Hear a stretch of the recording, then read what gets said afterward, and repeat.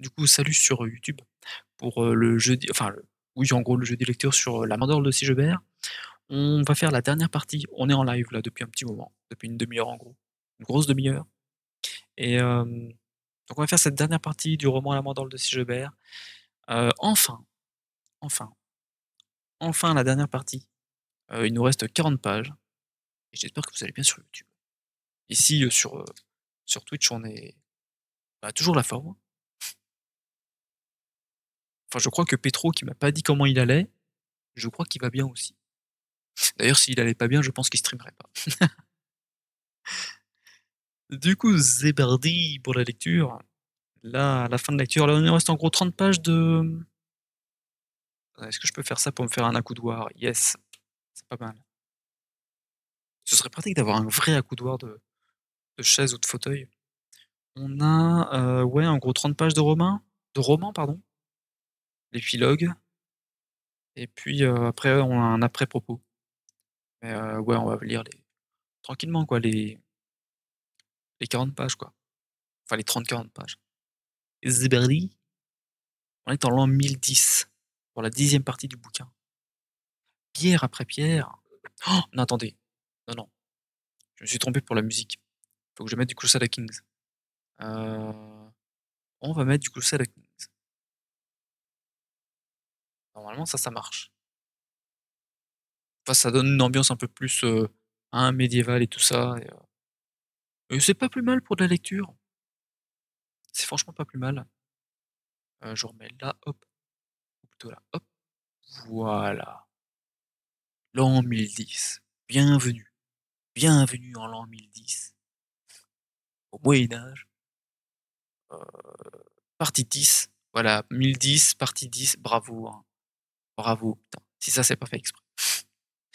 Pierre après pierre, heure après heure, pierre après pierre, an après an, tu bâtis sa demeure d'éternité, pierre après pierre, heure après heure, pierre après pierre, temps après temps, ton œuvre est un hymne à sa bonté.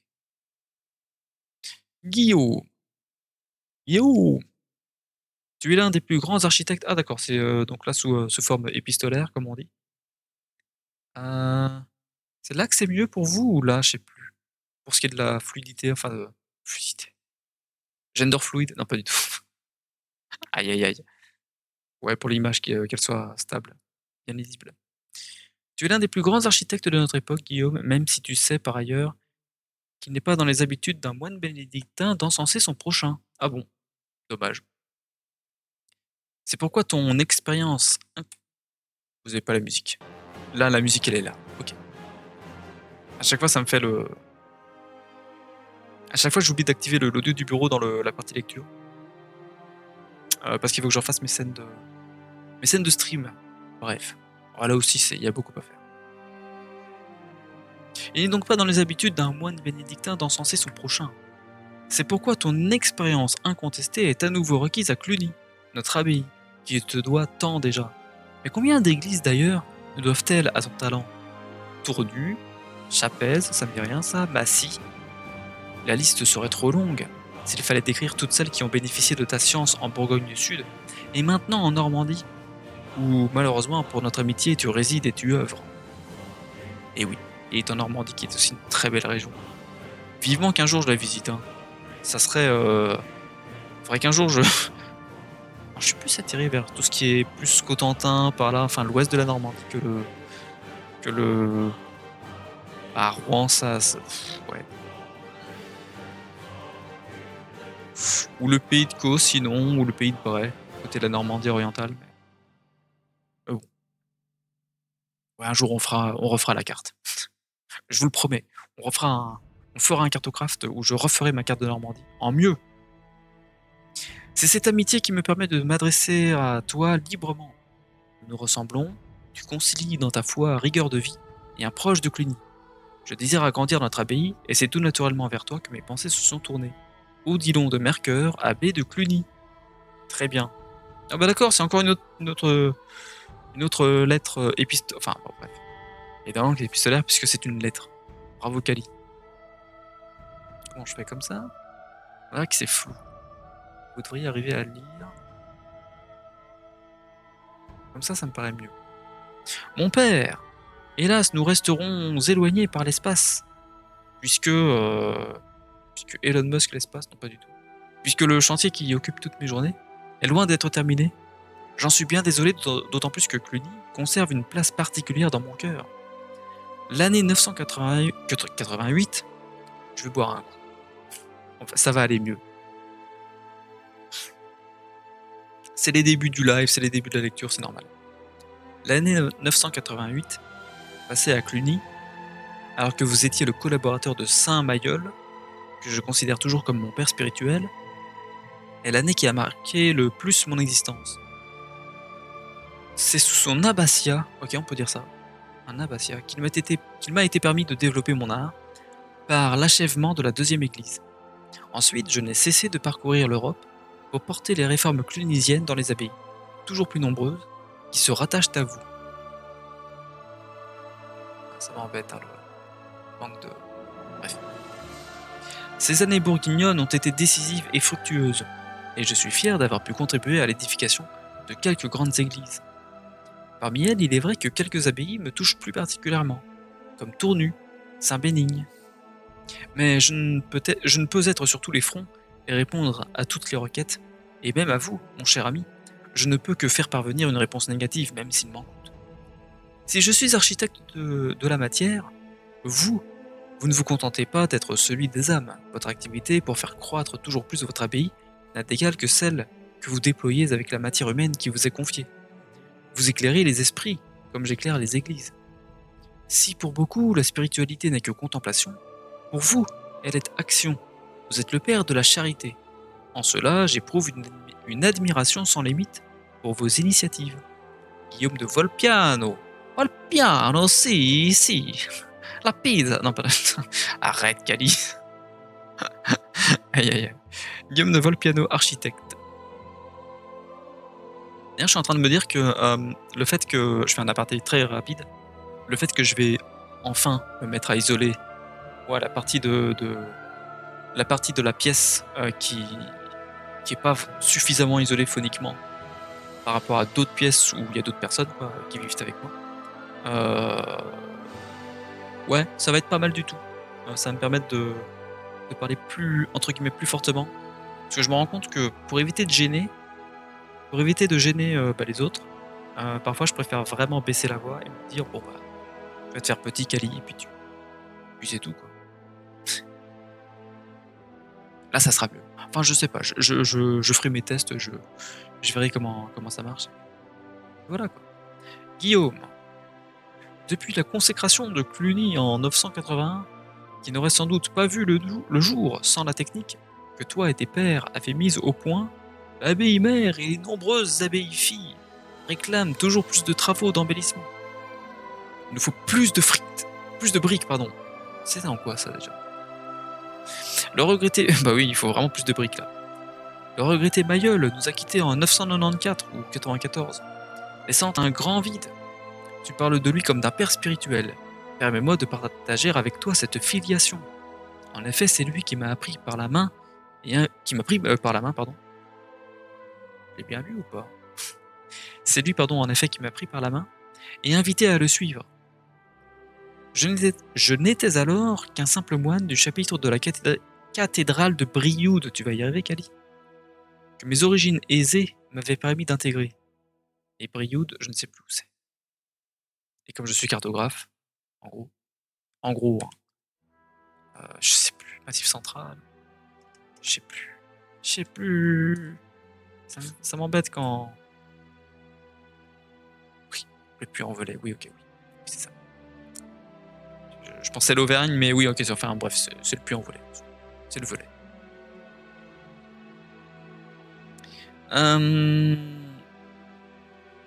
Donc machin, hein, blabla. Brioude, que mes origines aisées m'avaient permis d'intégrer. Notre rencontre a été un don du ciel.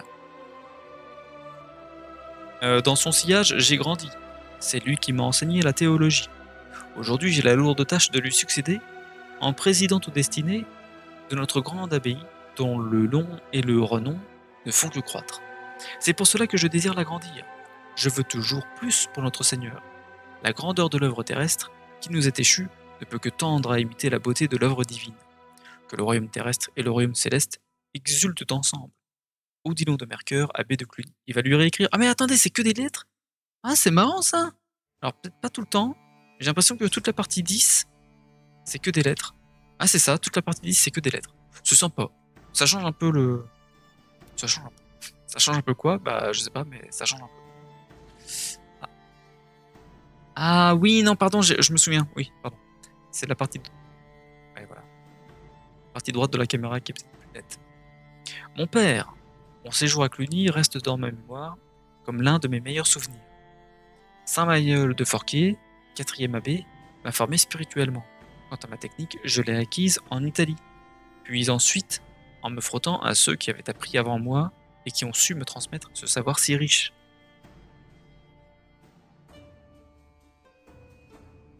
J'ai dû quitter votre abbaye, envoyé par l'abbé Mailleul, pour devenir le précepteur des moines. Clunia sensi ex more, bon, on va le lire à la sauce latine ecclésiastique de l'époque, hein, plus ou moins. Clunia sensi ex more, à la manière clunisienne. Tout comme le premier abbé, je me suis rendu à Saint-Bénigne avec 12 moines, où j'ai été consacré père des moines. Là-bas, j'ai poursuivi mon travail d'architecte, développé les techniques que j'avais apprises. Je suis désormais attaché à l'abbaye de Gorze, dis rien, où j'ai été appelé par Adalbéron II. Je crois que je finirai mes jours dans ces murs auxquels je suis sentimentalement très attaché, même s'il m'aurait été très agréable de les finir à Cluny. Et comme je n'ai pas l'ubiquité de la lumière, je ne serai donc qu'une force diffuse, qui ne pourra vous aider qu'indirectement. Guillaume de Volpiano, architecte. Volpiano, si.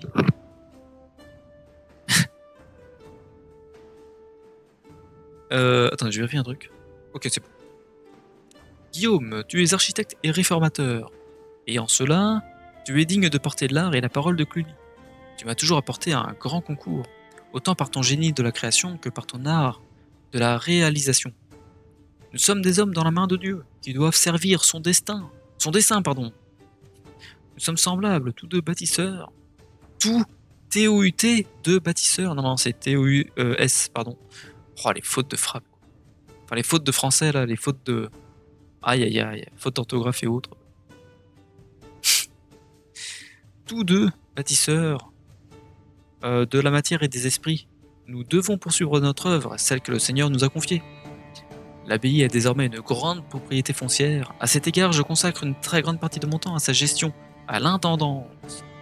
Cela m'éloigne de la spiritualité pure. Oh là là, comme si j'avais envie de passer H24 à tout le temps prier, comme si on ne pouvait faire que ça toute la journée. Quand même. Quand même. Merde, quand même, comme disait Manuel Valls. Cela m'éloigne de la spiritualité pure, le temporel l'emporte sur le spirituel, mon ami. Je le regrette souvent. Alors je prends la plume pour t'écrire et retrouver un plaisir auquel j'accorde de moins en moins de temps. D'autre part, je suis à la tête d'une équipe d'hommes de plus en plus nombreux, auxquels je dispense temps et confiance. Parfois, j'en viens à m'interroger sur mon état d'homme d'église, tant mon activité de bâtisseur est importante. Beaucoup d'églises adoptant notre règle sont agrégées à Cluny. Elles méritent d'être améliorées afin d'offrir à nos frères et aux pèlerins un lieu de vie et de prière convenable.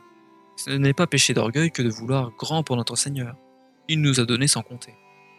Ainsi, j'ai pour projet un cloître spacieux à Cluny. Mais le plus urgent, à mes yeux, est de voûter la nef, œuvre qui requiert ton aide, car indubitablement, toi seul et tes compagnons pouvez nous aider pour cette ambitieuse construction. Ton aide directe nous serait précieuse, indirecte, elle nous serait utile. Odilon de Mercœur, abbé de Cluny. Ça me fait penser, à chaque fois avec les différentes lettres échangées, ça me fait penser au jeu Zeus le maître de l'Olympe, où à chaque fois, en fait, en début et fin de mission, dans une ou deux des campagnes, je crois que c'est dans l'extension Poséidon, j'adorerais qu'ils fassent un remaster d'ailleurs du jeu complet, mais je crois que c'est la campagne l'Odyssée ou un truc comme ça, où ça va être Pénélope qui prend la parole et ouais, puis qui signe à chaque fois Pénélope là. Mon père, j'ai aujourd'hui 50 ans. Déjà, bon anniversaire déjà, ce serait pas mal. J'ai aujourd'hui 50 ans, mon père, et certains jours, la fatigue me gagne. Oh, t'inquiète, hein, même à 30 ans. Putain, vous n'avez pas qu'à 50 ans. Hein.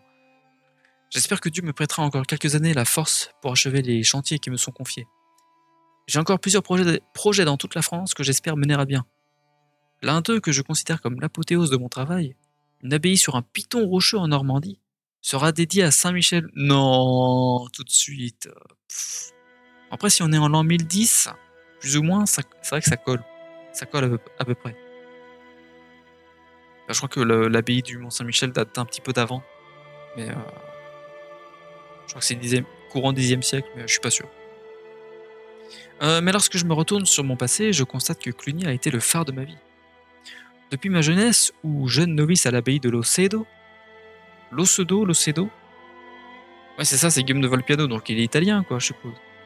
Lié à Cluny, non, cette abbaye de Locedo, j'ai fait mon apprentissage d'homme d'église. Je me suis attaché à cette maison mère clunisienne. Tout en apprenant la théologie, j'ai été très tôt attiré par la matière. C'est ainsi que j'ai appris le métier d'architecte, et que je suis devenu réformateur liturgique et constructeur hiératique. Pardon. Je me souviens de mon année de moine constructeur à Cluny. Mailleul, alors 4e abbé d'une prestigieuse lignée, avait édifié sur les bases d'une première église, érigée par Odon, une abbaye majestueuse. Le site était déjà un centre religieux et architectural important.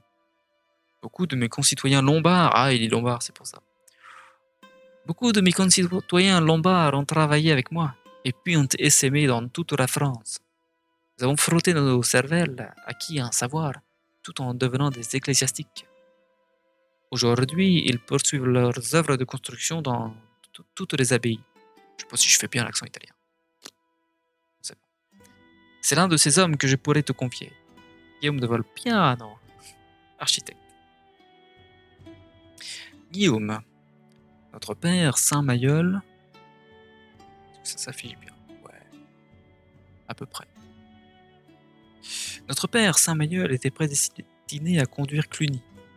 En effet, Dieu l'a fait venir au monde en 910, putain, si tôt que ça, année où Bernon fondait celle qui deviendra notre prestigieuse abbaye, sur les fondations de la petite église Sainte-Marie. Puis il le fait rencontrer l'évêque Bernon de Mâcon. Oui, pardon, c'est juste que sémantiquement ça fait particulier comme phrase. Il le fait rencontrer l'évêque Bernon de Mâcon, chef spirituel de la jeune et prometteuse église. N'est-ce pas un signe du ciel? Bien vite, il délaisse le château familial et la vie civile pour se rapprocher de l'église et devient chanoine du chapitre de la cathédrale Saint-Vincent de Mâcon, sous la protection de Bernon, qui l'éduque spirituellement. Il devient rapidement archidiacre de Mâcon, tant ses connaissances théologiques sont étonnantes. Un avenir prometteur dans l'église se dessine alors pour le jeune théologien, mais ses liens de cœur et de raison le font se tourner vers Cluny, qu'il fréquente de plus en plus. L'abbé Aymar, 3e et discrète abbé, avec le soutien du prévôt Hildebrand, le font renoncer à son canonicat mâconnais pour les rejoindre comme moine. Sa vocation clunisienne se concrétise. En quelques années, sa notoriété grandit rapidement au sein de ses murs. Comme son savoir, notre bon abbé Aymar, aveugle et d'une santé chancelante, lui confie les rênes du pouvoir. Tu connais la suite. Il s'impose plus comme maître monastique que politique. Politique. Les plus grands seigneurs, rois et papes le fréquentent, faisant de lui leur conseiller. Cluny gagne alors un statut de centre du monde, lieu où la politique se discute et la chrétienté se diffuse. Il fut, j'ose l'écrire, le prince de la religion monastique. Comme lui, tu es le prince de la construction claustrale, pour les cloîtres. Je ne doute pas un instant de ta fidélité et compte sur ton soutien pour parachever notre œuvre. Odilon de Mercœur, abbé de Cluny. Signé, Ménélo. Avec une jolie voix de femme, pas de tout. Mon père. Et oui, pardon, comme ça. Mon père, le tableau que vous brossez de notre Saint-Père Mailleul est éloquent, et je suis très touché par le rapprochement que vous faites entre les immenses qualités de constructeur d'âme et d'église de ce grand homme, et mes modestes qualités de religieux et d'architecte. Pas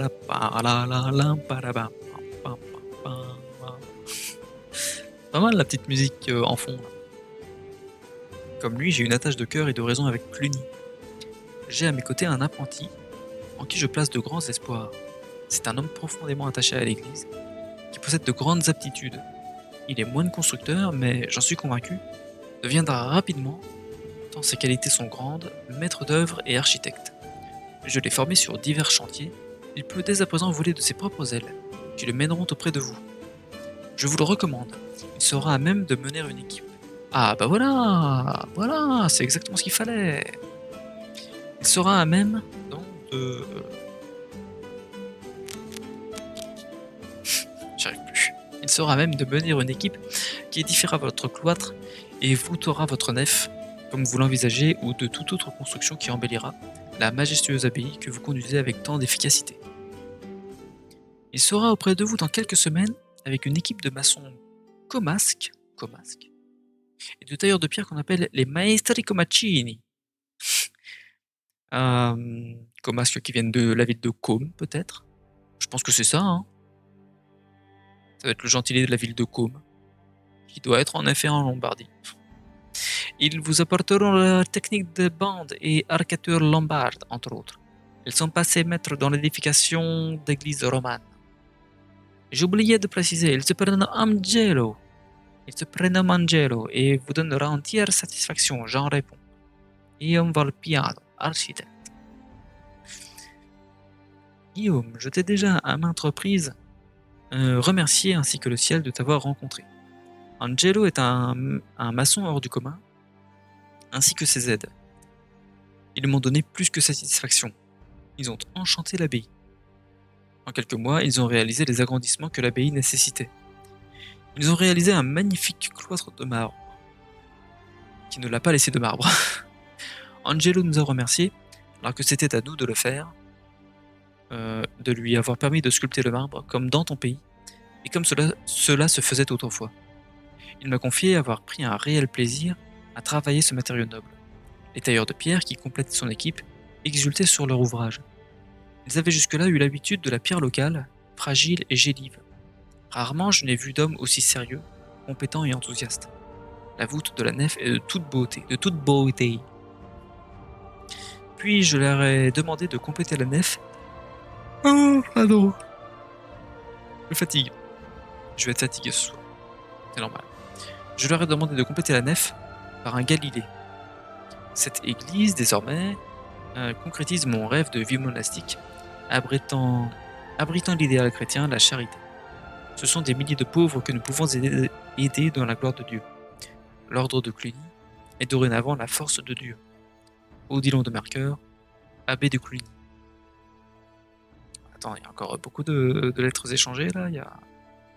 Ok, 3 lettres. Mon père. Allez, est-ce que je fais tout ça en italien là ou est-ce que je... Bordel. Et hop, je fais exprès en italien, avec l'accent italien. Mon père, vous êtes un souverain spirituel et temporel. Votre rayonnement me parvient jusqu'en Normandie, où j'œuvre pour l'archange Saint-Michel. Si Saint-Pierre et Paul est un chef-d'œuvre, l'église Saint-Michel sera une merveille. Hélas, ce sera mon dernier chantier si Dieu me prête la force de le terminer. J'arrive bientôt au terme de ma longue vie et je m'en vais rejoindre le monastère de Fécamp, mon lieu de retraite. Je vais aussi en Normandie en plus. Pas de soucis. Pas de soucis pour un mec qui a fait une carte de Normandie. Lorsque Saint-Pierre m'interrogera sur ma vie, je serai fier de me présenter comme un religieux, réformateur liturgique et simple bâtisseur d'église. Ma plus belle réussite est sans conteste Cluny, dont j'ai construit pierre à pierre les murs et transmis mot à mot la voix. Ma plus grande gloire sera d'avoir pu œuvrer auprès de prestigieux abbés qui m'ont permis de faire de mes monastères des asiles de sainteté et de savoir. Je suis heureux d'apprendre qu'Angelo vous a apporté tout agrément, ce dont je ne doutais pas. C'est un jeune homme exceptionnel qui poursuivra mon humble ouvrage. Guillaume de Volpiano, architecte. Toujours avec l'accent. Aïe aïe aïe. Guillaume, je suis comme toi au seuil de ma vie, et bientôt notre Seigneur me rappellera à lui. Je ne sais pas s'il sera satisfait de mon travail, mais ce dont je suis certain, c'est qu'il le sera du tien. Cluny ne te remerciera jamais assez de ton investissement. Ce n'est pas Guillaume de Volpiano que l'on doit te nommer, sans faire injure à ta région de naissance, car il faut bénir cette terre italienne, mais Guillaume de Cluny. Je sais déjà que Dieu vous est reconnaissant, à toi et à tous tes frères, pour toutes les maisons que vous lui avez élevées. Angelo est de cela, c'est un ange de la construction. Il existe une coutume étrange datant de l'abbé Odon qui m'interroge. Ah ça y est, on y vient. Il s'agit du legs, d'une mandorle, symbole de la transmission du savoir entre les hommes. La gestion tant séculière qu'ecclésiastique de l'abbaye ne m'a pas laissé suffisamment de temps pour approfondir ce mystère. La spiritualité n'est pas que pure contemplation, elle m'a ancré parmi les hommes et parfois je pense que ce médaillon reflète mon combat. Ah, mon combat. Non, pardon, c'est pas le même truc.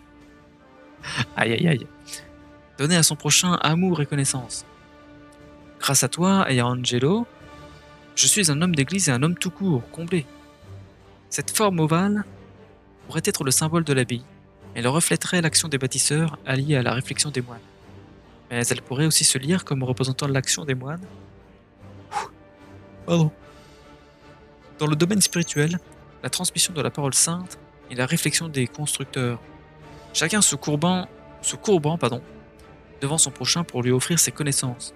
C'est le sens que pourrait véhiculer cette image et je prie pour que mes successeurs considèrent la mandorle comme l'emblème de Cluny.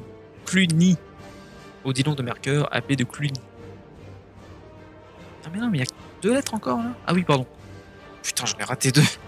J'avais dit non, il en reste une, et en fait, pas du tout. Mon père, j'ai longtemps réfléchi à la signification de ce médaillon et au soir de ma vie, je réfléchis toujours. Il semble vraiment que cet objet soit le signe de la transmission du savoir des constructeurs de l'abbaye. Un arc sert à remplir un vide, surplomber un espace, franchir un intervalle. Il représente l'image de la passerelle entre les hommes. Pas facile avec l'accent italien. Encore pour ce que j'arrive à faire l'accent italien. Parfois on dirait plus que c'est l'accent corse. À l'origine, on a utilisé le linteau et l'architrave, qui se sont vite révélés limités pour nos constructions actuelles. Les pierres, indépendantes et clavées, taillées selon un angle particulier, se bloquant mutuellement, les claveaux voient leur pression s'effectuer latéralement par des joints. La transmission du poids n'est plus verticale, mais oblique, dont l'arc en plein cintre a été l'objet clé de nos bâtiments. Est-ce que l'accent italien il est mis sur le texte là? Or, depuis peu, l'arc brisé semble s'imposer. Je sais pas si à l'époque ça se faisait beaucoup autour de l'an 1010. Hein. Comme les 2 arcs qui le constituent sont pentus, les forces d'écartement engendrées au niveau de leurs 2 pieds sont moins importantes. Donc, les 2 voûtes bâties sur les arcs brisés repoussent moins l'extrémité supérieure des murs ou des piliers de soutènement. En fait, c'est ce qui a permis justement de créer des salles, des salles très hautes, très élevées, et de faire passer davantage de lumière finalement. Mais j'adore moi les deux, aussi bien les romanes que les églises romanes que les gothiques. J'ai presque un faible pour les églises romanes parce que voilà, je vis en Bourgogne, il y a pas mal d'églises romanes dans le coin. Mais notamment parce que justement le gothique, certes c'est l'évolution logique du style roman, mais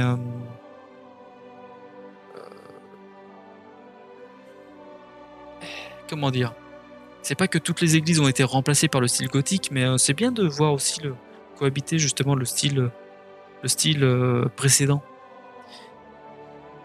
enfin comme notamment le style roman.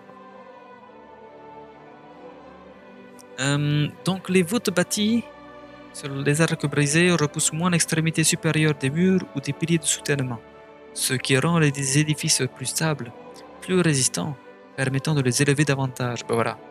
Un nouvel art s'offre aux bâtisseurs, l'arc brisé, la lumière.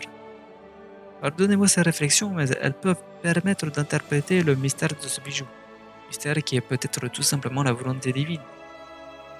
C'est tout un édifice qui repose sur les arcs. Cette symbolisation de la force et de la faiblesse que l'on retrouve chez Pierre et Paul, pour nous chrétiens, il n'y a pas de fort ni de faible, mais des hommes qui s'entraident. Je vois donc la mandorle comme un symbole de la transcendance, mais surtout de l'entraide. Dévoiler son savoir devant son prochain, s'effacer pour lui céder son instruction. Un peu comme voilà, on vit, on est, on vit, puis on meurt, quoi, voilà. T'es un peu obligé de transmettre, quoi. Allez, place au suivant. Dévoiler son savoir devant son prochain, s'effacer pour lui, céder son instruction. Toute ma vie, j'ai transmis mes connaissances pour que d'autres les utilisent, les développent. Cluny est un phare, le centre du monde, une lumière, le centre de l'ovale. Il y a tout l'art roman dans ces arcs brisés, tout l'art des hommes dans cet amant. Guillaume de Volpiano, architecte. Guillaume, mon œuvre spirituelle s'est toujours accompagnée d'une activité de bâtisseur. Tu as sans doute raison de voir dans la mandorle l'allégorie de la transmission, et c'est cette communication que j'ai toujours voulu faire passer. Saint Mayol m'a transmis un pouvoir et un savoir que je vais bientôt à mon tour transmettre. J'ai développé les écoles de Cluny, encourageant ainsi la transmission du savoir. Notre mission première, le fondement de notre règle, la charité a requis toute mon énergie et mon temps. Elle aussi est une forme de transmission, celle de la bonté entre les hommes. La mandorle, l'arc,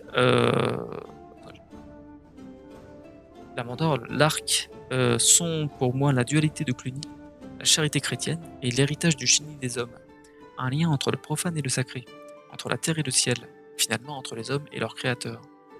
Ainsi, j'ai le sentiment de toujours agir dans ce sens. Dieu m'a confié des âmes, j'ai voulu la paix de Dieu, la trêve de Dieu pour elles. C'est grâce à la force, mais aussi à la fragilité que j'ai pu accomplir ce devoir. Ah, c'est profond ça, c'est vachement profond ça, le fait que l'homme qui le fait d'entreprendre de grandes choses nous fait quand même passer par des épreuves qui sont très difficiles justement, où on se retrouve au plus faible justement de nous-mêmes. C'est pas bête ça. Enfin, c'est profond quoi. Merde, j'en étais où? C'est grâce à la force mais aussi à la fragilité donc que j'ai pu accomplir ce devoir. La Sainte Trinité renvoie à un Dieu unique, cercle pur. L'ombre portée, l'arc brisé de toutes les créatures inférieures se reflètent en lui. Dieu à lumière, nous éblouissant du centre et de la périphérie de tout. Cette théophanie se retrouve dans la mandorle de Cluny. Sûrement Angelo la transmettra-t-il à l'un de ses pères, un bâtisseur qui augmentera le rayonnement de Cluny, car rien n'est jamais trop grand pour glorifier notre Seigneur. Odilon de Mercœur, abbé de Cluny.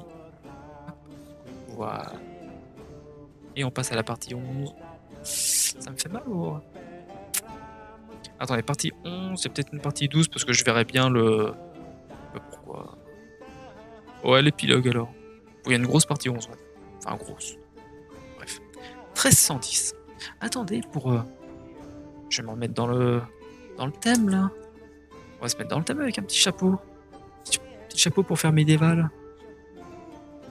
Oula, putain, j'ai peut-être pas bien réglé mes lumières, mais enfin, peu importe. Une espèce de chapeau. Vraiment envie de faire, sans prétention. 1310, chapitre 11.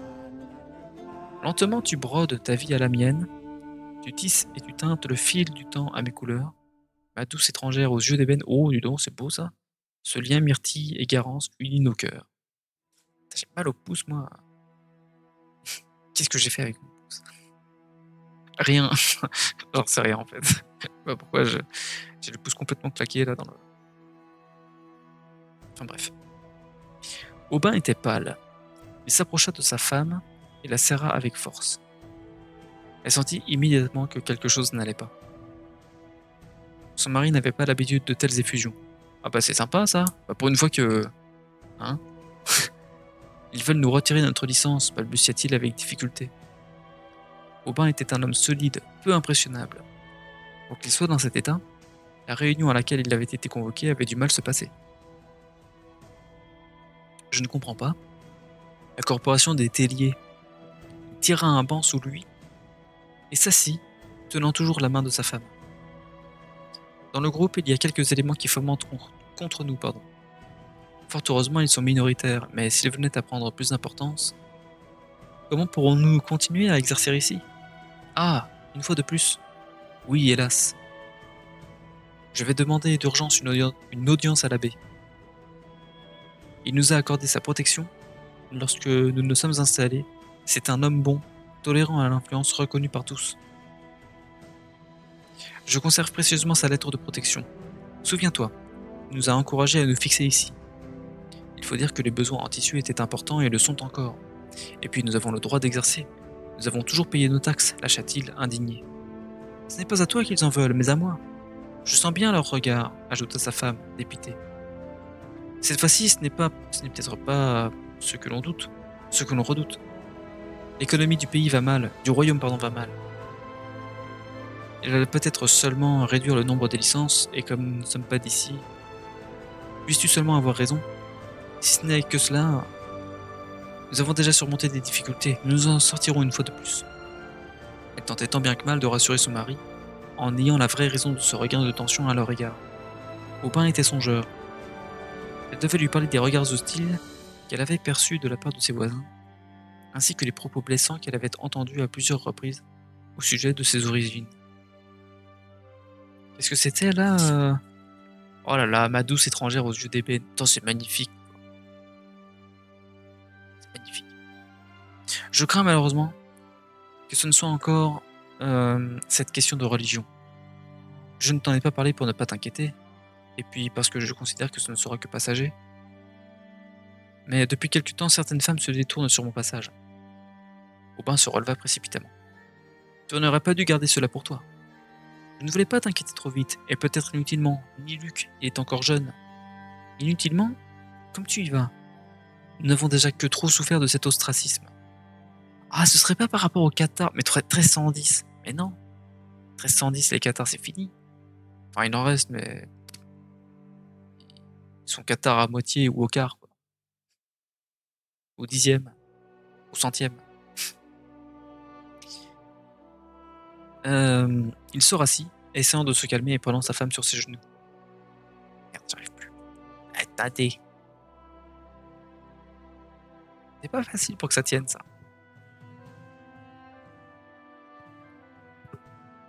Faut que je l'aplatisse un petit peu par là. Bientôt, je vais me faire un bonnet de schtroumpf. Il se rassit, essayant de se calmer et prenant sa femme sur ses genoux. Notre amour sera toujours plus fort que leur haine. Ils s'étaient installés à Cluny quelques années auparavant avec leur fils et avaient ouvert un commerce de tissus. De tissus et de teinture, c'est pas mal ça. C'est pas mal. Le tissu pour elle, couture, broderie. La teinture pour lui.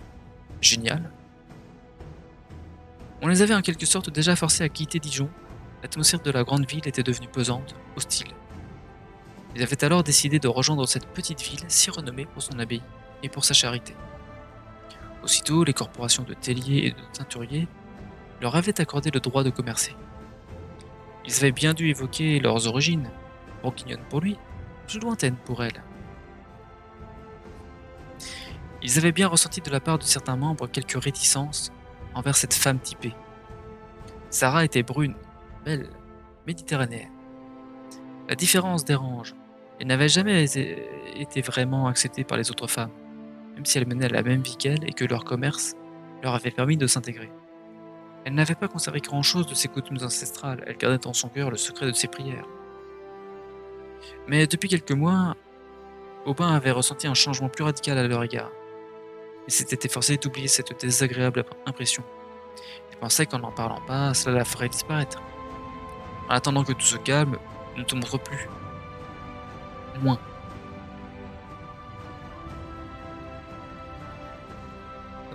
Voilà. Il savait que ses paroles blessaient sa femme. Elle n'était pas une paria. Tu vas rester au magasin. C'est moi qui livrerai. C'est plus sûr. Au moins pendant quelque temps. Je savais bien qu'un jour ou l'autre la persécution reprendrait. C'est toujours la même malédiction. Non, il ne s'agit que d'une poignée d'intolérants. Dès que j'aurai vu l'abbé, tout rentrera dans l'ordre et nous pourrons poursuivre nos activités. C'est d'ailleurs ce que nous devons faire. N'as-tu pas une commande en cours? De braies, chemises, cales? Oui, tu as sans doute raison. Je m'affole, je m'inquiète toujours trop vite. Elle prit cela à son compte, car elle savait Aubin fortement tourmenté. Mes toiles de lin sont prêtes. Je vais coudre. Cela me permettra peut-être d'oublier mes angoisses. De mon côté, j'en ai à traiter et tu sais la difficulté pour teindre cette matière. Cela me permettra également d'évacuer mon inquiétude. Luc, cria-t-il dans l'escalier. Je suis ton père. Putain, Kali. Son fils devait être à l'étage de la maison. Je descends, père. Ah, te voilà, mon fils. Allons au travail. T'ai-je dit que les fibres végétales du lin, mais aussi du chanvre, du coton, ont une structure trop lisse pour accrocher le colorant? Il nous faut donc préparer un mordant. En quelques instants, le lin, le chanvre, comme le coton, putain, tous les textiles à fibres, en gros, les classiques. En quelques instants, il fut de nouveau plongé dans ce métier qu'il aimait tant et qu'il espérait transmettre à son fils. C'est quoi, père? C'est quoi cette bouteille de lait? Luc était encore jeune, pas tout à fait 16 ans. Il travaillait avec son père qu'il aidait, mais sans conviction. Sa passion, encore secrète, était la théologie. Il comptait bien entrer au monastère. Il avait fait la connaissance d'un moine avec lequel il parlait de religion. Et puis forcément, il va avoir la mandorle, puisqu'il a 16 ans, en gros. Il nous faudra effectuer un long mordançage avec un engalage, je sais pas ce que c'est ça, qui permettra de déposer du tanin sur la fibre. Elle pourra alors accrocher le colorant. Donc en fait, on revêt la fibre d'une couche, quoi. Tu peux commencer à faire bouillir l'eau et ajouter les cendres végétales. Ils nous serviront de mordant, dit-il à son fils, qui attendait ses directives. C'est plus simple de faire des toiles blanches. Tu as bien raison. Rien ne vaut l'air, le soleil, quelques lessives répétées avec de la potasse de cendre pour obtenir une toile immaculée. Cependant, cette commande nécessite du rouge. Alors nous teindrons notre lin avec de la garance. Oui, parce que pour avoir fait des trucs récemment avec la cartographie, avec des ressources locales, pourquoi pas, les plantes tinctoriales et autres, je veux représenter justement les plantes type garance, etc. Mais alors je vérifie juste un truc, il me semble que la garance est une fleur jaune. Comme le genêt, et puis je sais plus quelle autre plante qui commence aussi par un G. Mais quand on doit la broyer ou je ne sais quoi, bah, ça doit être plutôt rouge. C'est ça, ça fait une poudre rouge, mais la fleur est plutôt jaune ou jaune pâle, apparemment. Et, euh, et du coup, enfin, on peut obtenir du rouge, quoi. Parce que c'est des procédés chimiques, tout ça, évidemment. Mais ça, je vous montrerai encore une fois ça dans un cartocraft prochainement. Ce que j'ai fait, tout ce que j'ai fait en carte dernièrement. Peut-être pendant la dernière semaine d'août, on verra bien. Enfin, j'aimerais bien, pourquoi pas. Très bien, jeune élève. La racine de cette plante nous permettra effectivement de réaliser cette couleur. Et tu te souviens, je pense, comment on obtient le bleu? De la myrtille ou du sureau? Formidable. Tes connaissances en teinture s'affirment de jour en jour. La myrtille, j'avoue. Le sureau, j'y avais pas pensé. Logique. Luc sourit à son père. Il faudrait bien qu'un jour il rassemble son courage pour lui avouer qu'il ne poursuivrait pas dans cette voie. Mais chaque chose en son temps. Il sentait qu'en ce moment, ses parents étaient préoccupés. Sarah avait retrouvé le sourire, seulement en apparence. Des idées, des sentiments de tristesse, de peur l'envahissaient toujours. Mais regarder ces deux hommes affairés, comme à leur habitude, la rassura un peu. Et pour les soutanes des moines, poursuivit Aubin, je préconise l'emploi de noix de Galles ou d'écorce, affirma le jeune garçon, avec un rire communicatif, qui entraîna celui de ses parents. D'accord. Mais le rire des parents sonnait faux, ils se contraignaient pour ne pas inquiéter leur fils. Aubin était tellement heureux de voir son fils progresser dans son sillage. De surcroît, il était optimiste de nature et voulait continuer à l'être. Ils avaient déjà surmonté d'autres épreuves. Nous allons réaliser de belles toiles. Ah, comme c'est bon de travailler en famille. La journée se poursuivit dans une certaine légèreté. Aubin avait retrouvé. Sa commande pour l'abbaye avançait bien. Le moine hôtelier, responsable des tentures, lui avait passé commande de plusieurs dizaines de grands rideaux avant l'hiver pour protéger du froid les appartements de l'abbaye. De son côté, Sarah cousait des vêtements pour une riche famille de Cluny.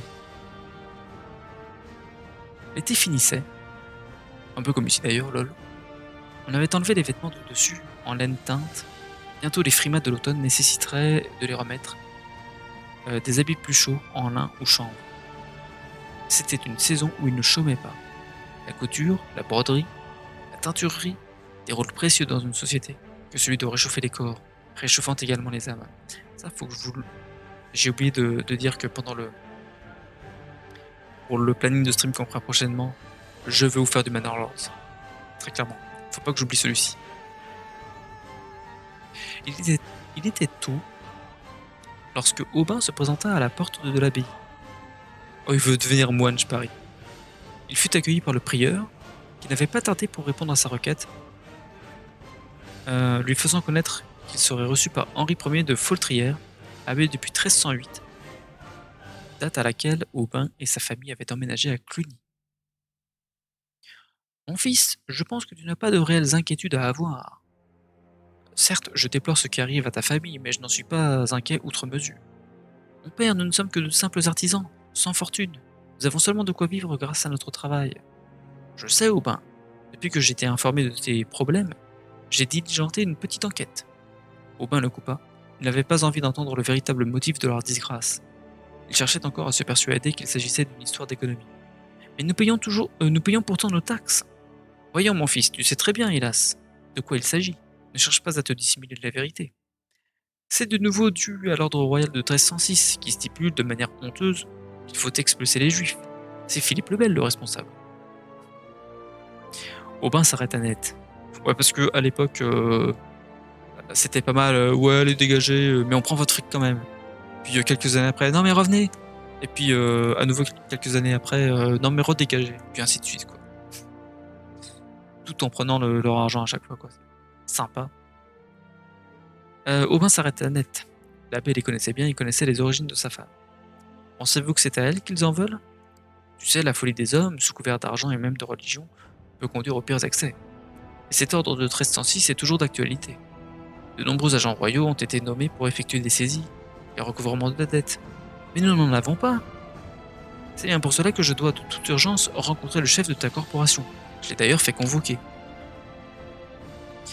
Nous pourrons peut-être éclaircir tout cela, car dans cette histoire, il peut s'agir seulement d'un moyen de renforcer le pouvoir monarchique en remplissant de nouveau les cases vides de l'État. Ben voyons. Tu sais, les nôtres aussi sont plutôt vides. Cependant, nous n'expulserons personne. Alors comment peut-on expliquer cette attitude de Roger envers Sarah? Il l'appelle pas maman? Sarah, a priori, c'est sa maman. Il l'appelle Sarah plutôt que maman, surtout quand il a 16 ans. Marrant ça. J'espère qu'il ne s'agit que d'une histoire de voisinage, de jalousie. Tu sais, l'être humain est si imprévisible, bon et cruel à la fois. Le peuple juif sait ce qu'il en est. Il en a souffert à maintes reprises au cours de son histoire. Pourtant, nous avons toujours fait en sorte de taire ses origines. Malheureusement, des listes circulent. L'Église est vigilante et défend la communauté juive. Mais il suffit parfois d'une étincelle pour mettre le feu aux poudres. Quelques hommes mal intentionnés auront profité de déclarations d'un agent royal pour laisser libre cours à leur fanatisme. Hop. L'abbé expliqua aux commerçants qu'ils seraient vigilants. Ah mais non merde, Aubin c'est le... Ah oui pardon, c'est le mari. Ah oui je suis perdu, c'est le mari qui parle. C'est pas le fils, putain je suis fatigué. Pardon. Aïe aïe aïe. C'est pour ça qu'il dit Sarah et pas maman. Donc oui, l'abbé expliqua aux commerçants qu'il serait vigilant quant à ces tourments, mais que l'Église se méfiait de ces communes liées par un cojuratio. Tu sais, Aubin, ils se prêtent un serment mutuel en dehors des clercs. Nous avons peu d'influence sur eux. Les corporations ont de grands pouvoirs. Ce sont des groupes soudés, puissants, ayant à leur tête un élu qui est un interlocuteur important du pouvoir politique. Mais sois rassuré, la vie clunisienne est calme. J'y veille personnellement. Continue ton travail tranquillement. Sois seulement vigilant pendant quelques semaines sur les déplacements de ta femme. Aubin salua avec déférence cet homme richement vêtu d'une cape dont il avait reconnu la façon. Reconnaître la façon d'une cape, je comprends pas. Mais il n'était pas pour autant rassuré. Son angoisse était toujours présente. Il hâta le pas dans les rues encore désertes de la petite ville et rentra chez lui au plus vite. C'est en arrivant qu'il trouva sa femme prostrée, en pleurs, serrant son fils contre elle. Elle ne réussit qu'au bout de quelques minutes, et après un gros effort, à balbutier quelques mots entre deux sanglots. Bah dis donc, la fin du bouquin, elle est bien triste, hein, d'un coup. Puis elle s'écarta de son fils et se réfugia dans ce plus puissant de son mari. Ils sont venus, pendant ton absence. Son fils, encore sous le coup de l'émotion, se rapprocha d'eux. La cellule familiale s'était close, refermée sur elle-même. Qu'ont-ils dit? Qu'ont-ils fait? Ses yeux couraient dans tout l'atelier, comme fous de colère. Qu'il... Les mots n'arrivaient pas à passer la barrière de sa gorge. De son côté, son fils semblait emprisonné dans un mutisme. Il avait été témoin d'une agression verbale très forte, méchante, à l'égard de sa mère et ne comprenait pas. Ils avaient dit, en vociférant, qu'il ne voulait pas être habillé par une juive. Oh, putain. Oh les enculés. Ah putain. Ah bah oui, parce que forcément, c'est des gens qui puent du cul, c'est ça, c'est... Non mais bordel. Bon, après, c'est vrai que, pour faire l'aparté, je suppose qu'il y avait beaucoup d'antisémitisme au Moyen-Âge. Enfin, j'en sais rien, je suis pas assez spécialiste de cette partie-là du Moyen-Âge.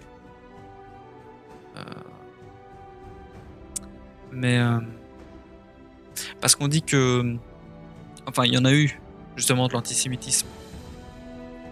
En gros, dans les 19e, 20e siècles, comme il y en a encore aujourd'hui, hein, mais dans des proportions, je voulais dire, très fortes. Dans les années, je sais pas, moi, 1500, 1600, est-ce qu'il y en avait beaucoup? Est-ce qu'il y avait beaucoup de juifs en France?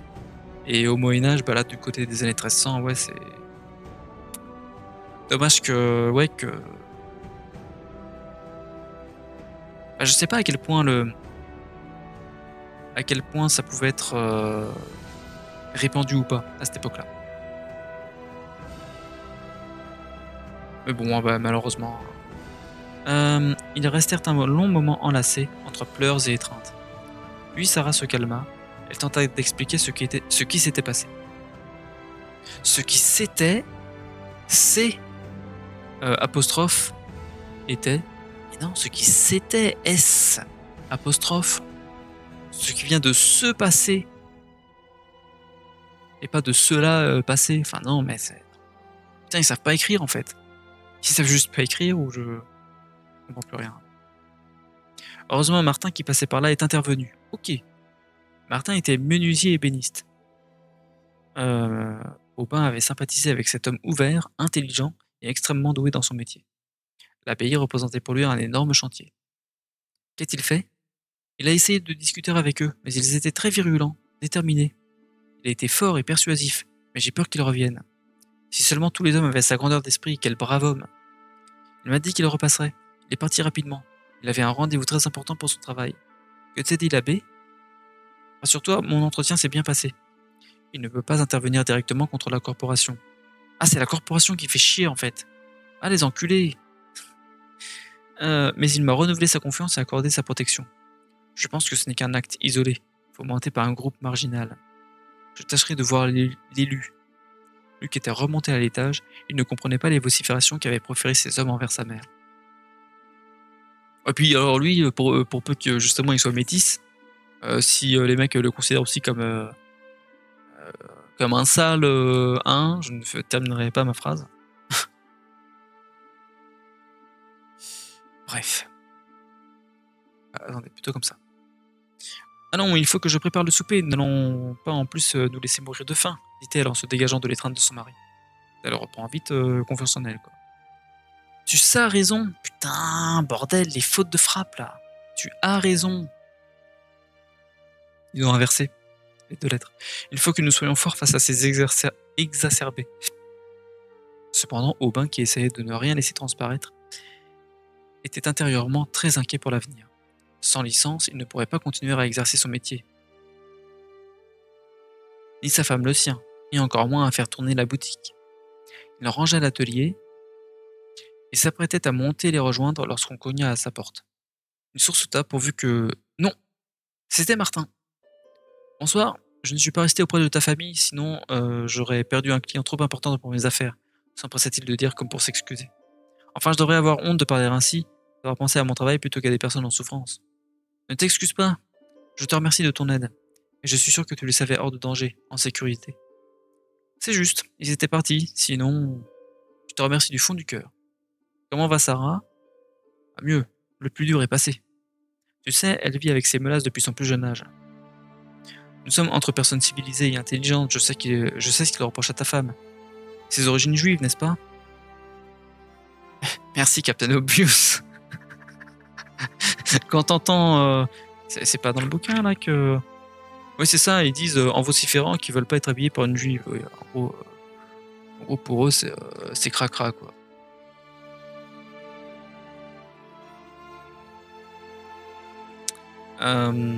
Donc là, le côté oh tiens, ce serait pas ça par hasard. Ça fait partie de. C'est la partie du bouquin que j'aime pas. Qui, qui est pas, on va dire, bien amené scénaristiquement et même dans le style. Parce que c'est trop. Enfin, c'est évident, quoi. Je veux dire, on vient de le voir et puis. Ça fait pas très réaliste, on va dire. C'est pas. La façon dont il le dit, on va dire.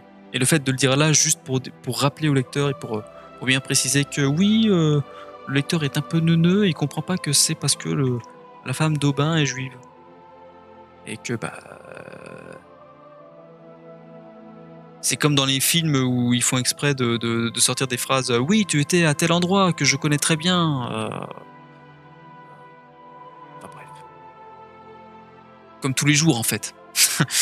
Enfin, j'en sais rien. Enfin, c'était pas très subtil, quoi, comme façon d'amener ça. Mais bon.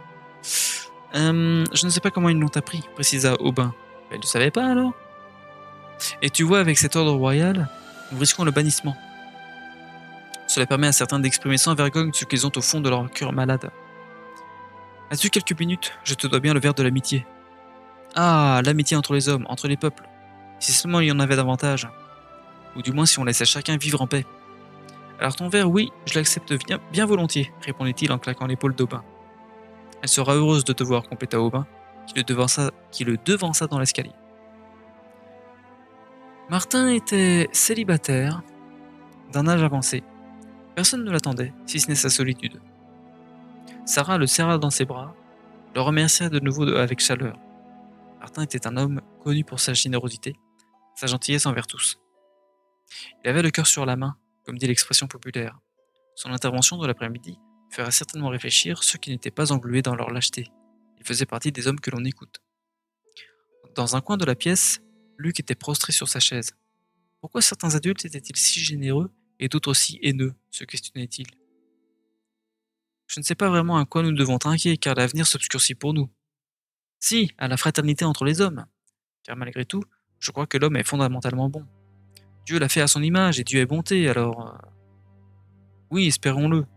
Dans la ville qui abrite l'abbaye, qui a toujours défendu l'hospitalité, l'entraide, nous ne pouvons pas penser différemment. Nous nous sortirons de ce mauvais pas. Ils burent leur verre le cœur lourd, mais cependant heureux d'être ensemble. Tiens, moi aussi je vais le boire. Tiens, à l'amitié. C'est pas mal ça de trinquer à l'amitié. Vous allez bien rester dîner avec nous, Martin. J'ai de la soupe de rave et un peu de lièvre. Attends, mais t'es juif et tu manges du lièvre alors? Je comprends pas. Mais moi je le fais plus. Enfin bref. Je ne voudrais pas vous importuner. Et puis vous avez sûrement besoin d'être entre vous. Ce dont nous avons besoin, c'est de l'amitié, de la chaleur humaine. Le dîner, bien sûr, leur permet de s'exprimer, mais il ne permet pas d'évacuer la tension engendrée par l'agression. La peine était encore forte, lourde à supporter, palpable chez chacun, mais plus particulièrement pour Luc, qui, attablé avec eux, avait écouté sagement et compris que la religion de sa mère était au cœur du malheur qu'il venait de vivre. La parole du Christ « Aimez-vous les uns les autres » n'est pas seulement pour un peuple, mais doit s'appliquer à tous les peuples, lança le jeune garçon. Il marqua un court temps d'arrêt, aussi surpris que ses parents par sa propre audace. Combien y a-t-il donc de dieux dans l'univers? Apostropha-t-il encore. Il n'avait rien perdu de la conversation de ses parents, avec ce voisin si généreux. Il avait gardé le silence pendant tout le repas, écoutant avec intérêt ces adultes évoquer les malheurs du peuple juif, les égarements des religions. Ah ça putain. les luttes de pouvoir qui faisaient s'entretuer les hommes, la sacralisation de l'argent. Luc, ne te mêle pas de la conversation, cela ne concerne pas les enfants, sermonna Aubin. Ouais, bon, l'autre il a quand même 16 ans, quoi. Ouais, il peut un peu participer hein, s'il réfléchit. Et puis ta question n'a pas de sens. Il a le droit de se poser n'importe quelle question, enfin. Mais père, j'ai 16 ans et le moine Sigebert m'a... Ah, il y a encore le moine Sigebert. La mandorle de Sigebert. Le moine Sigebert m'a déjà expliqué tout cela. Qui interrogea avec non, pardon. Elle interrogea avec autorité le père. Qui Combien Le moine Sigebert, celui qui m'enseigne la théologie, m'a dit que les juifs, les chrétiens, les musulmans sont avant tout des hommes, à bord du même bateau, dirigé par un seul capitaine. Qu'est-ce que c'est que cette histoire? Depuis quand t'entretiens-tu avec un moine? Je t'ai déjà dit que ton avenir est ici, avec nous, à la teinturerie, dit-il, les yeux pleins de colère. Laisse-le continuer, il a 16 ans, ce n'est plus un enfant. Et puis ces mots me font du bien après ce qui est arrivé. Ça, c'est Sarah qui parle.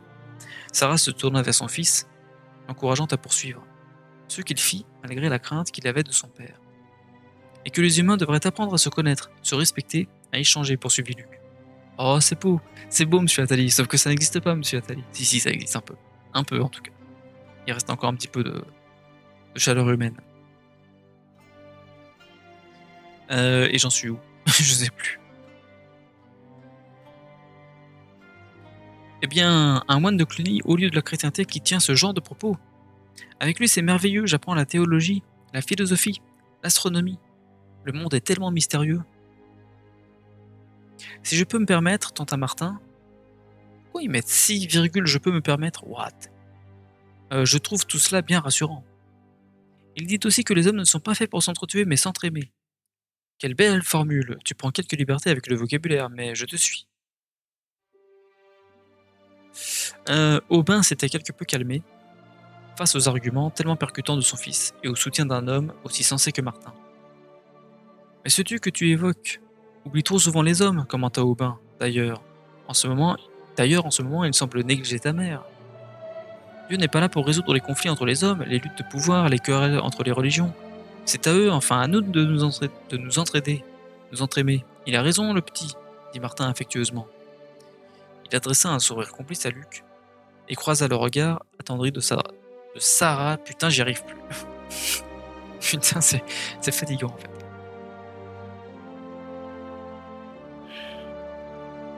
Voilà le fondement de toute religion, ce vers quoi devrait tendre tout discours religieux. Que les hommes s'entraident. Dieu n'est pas au service des hommes, ce sont les hommes qui sont au service de Dieu. Ouais, t'inquiète, l'inverse aussi. L'inverse aussi, hein, crois-moi là. Voilà quoi. Chaque religion a son Dieu, ses lois, ses commandements, ils sont différents mais devraient produire de semblables engagements. Mener à l'amour du prochain, quelles que soient ses origines, se renchérit Aubin, qui semblait avoir accepté ce côté inconnu de la vie de son fils. Ouais, je suis pas sûr que chaque dieu donne les mêmes fruits, on va dire. Dieu est unique et amour. Dieu s'est fait homme pour nous le prouver, et cela de nombreux prophètes l'avaient annoncé. Mon fils, tu me surprends. Aubin et Sarah se prirent par la main. Ils regardaient ce fils qu'ils semblaient découvrir. Habituellement si réservé, ce soir-là, il maîtrisait une conversation qui les dépassait. Il guidait ses parents et Martin sur le vrai chemin de la religion. Chaque religion enseigne l'amour fraternel. Non, faut arrêter les conneries. Voilà le seul enseignement à retenir. Non, je suis pas d'accord avec ça. Hein. Le jeune homme récitait les paroles du moine. Cependant, il se dégageait de sa personne une grande maturité. Il avait assimilé ces notions. Tu as raison, Luc, s'enflamma Martin. Je suis chrétien par mon éducation, mais avant tout, croyant en un être supérieur qui nous enseigne que l'homme doit être tolérant. Ah oui, d'accord, c'est vraiment la tolérance à tout va, en mode tu dois tout tolérer, tout... Ouais, un peu la tolérance faiblarde, l'homme blanc qui se laisse faire complètement. D'accord. L'espèce de religion béni oui. Eh ben, la conversation continuait à être animée, et Luc en était, extraordinairement, le chef d'orchestre. Voilà la mission des hommes, ne pas laisser verser les religions dans l'ostracisme et l'intolérance, donner toute sa place à tout homme croyant en un Dieu amour, à l'homme donnant à l'autre homme, son savoir. C'est ce que je pratique et enseigne à mes apprentis, poursuivit Martin. Putain, j'ai cru que c'était encore Luc qui parlait, quoi. À l'importance du raisonnement aussi, ajouta Aubin, qui se rangeait désormais bien volontiers à la cause de son fils. Il restait cependant stupéfait de la sagesse soudaine de son fils, qu'il n'avait jamais perçue. Mais l'avait-il suffisamment écouté, ou bien s'était-il trop cantonné à vouloir lui transmettre son métier? L'unité des croyances. Merci, Luc. Voici quelques heures que nous palabrons, et c'est un enfant qui nous énonce la vérité et le chemin des hommes. Ouais, alors l'unité des croyances. Bon. La croyance, c'est la conviction, mais tout le monde n'a pas les mêmes convictions. Est-ce que tu peux vraiment fonder une chose commune sur... Enfin, en même temps, ouais, bon. Peut-être que l'auteur, Patrick Poncet, peut-être qu'il est de confession catholique, et c'est peut-être pour ça qu'il a qu'il influe, on va dire, qu'il présente ça en fait dans le livre. Pas pour dire qu'il a tort, mais bon, je crois que ça a ses limites.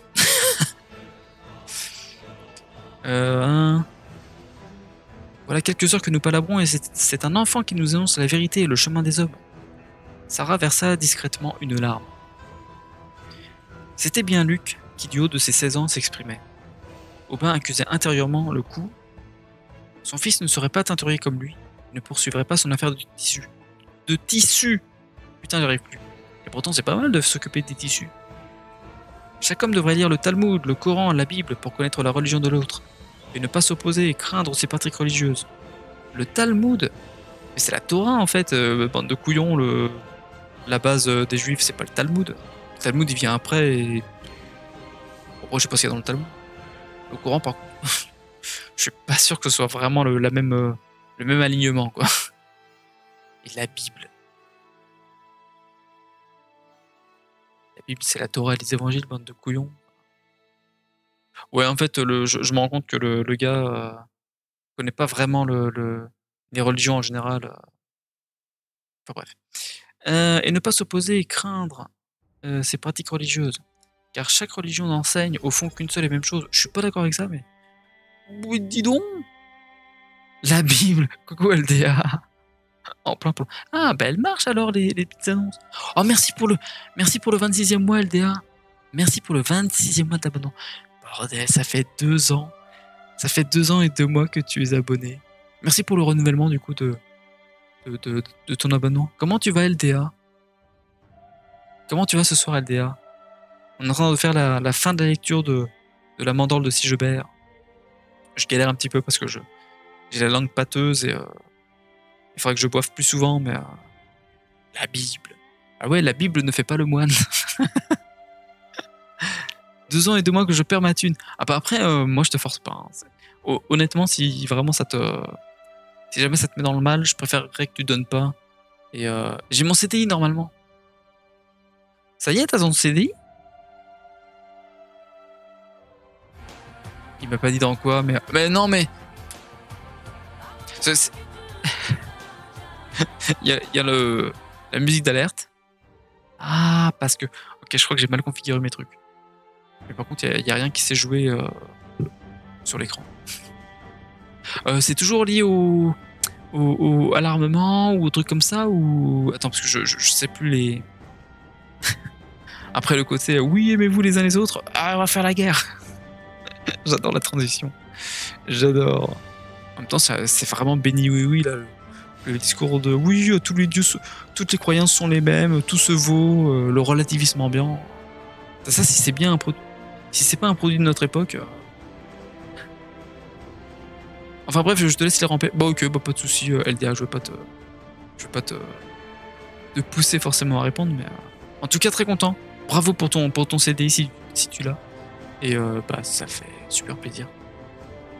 J'ai pas encore suivi dans quoi, ou tu m'avais peut-être dit, puis j'ai oublié. Mais ah, et du coup tu vas peut-être déménager, ou je sais plus, comme tu avais dit. Mais ok, je continue la lecture si tu veux pas. C'est le gars qui veut pas pousser. Faut pas pousser mémé dans les orties. Tu pousses le bouchon un peu trop loin, Maurice.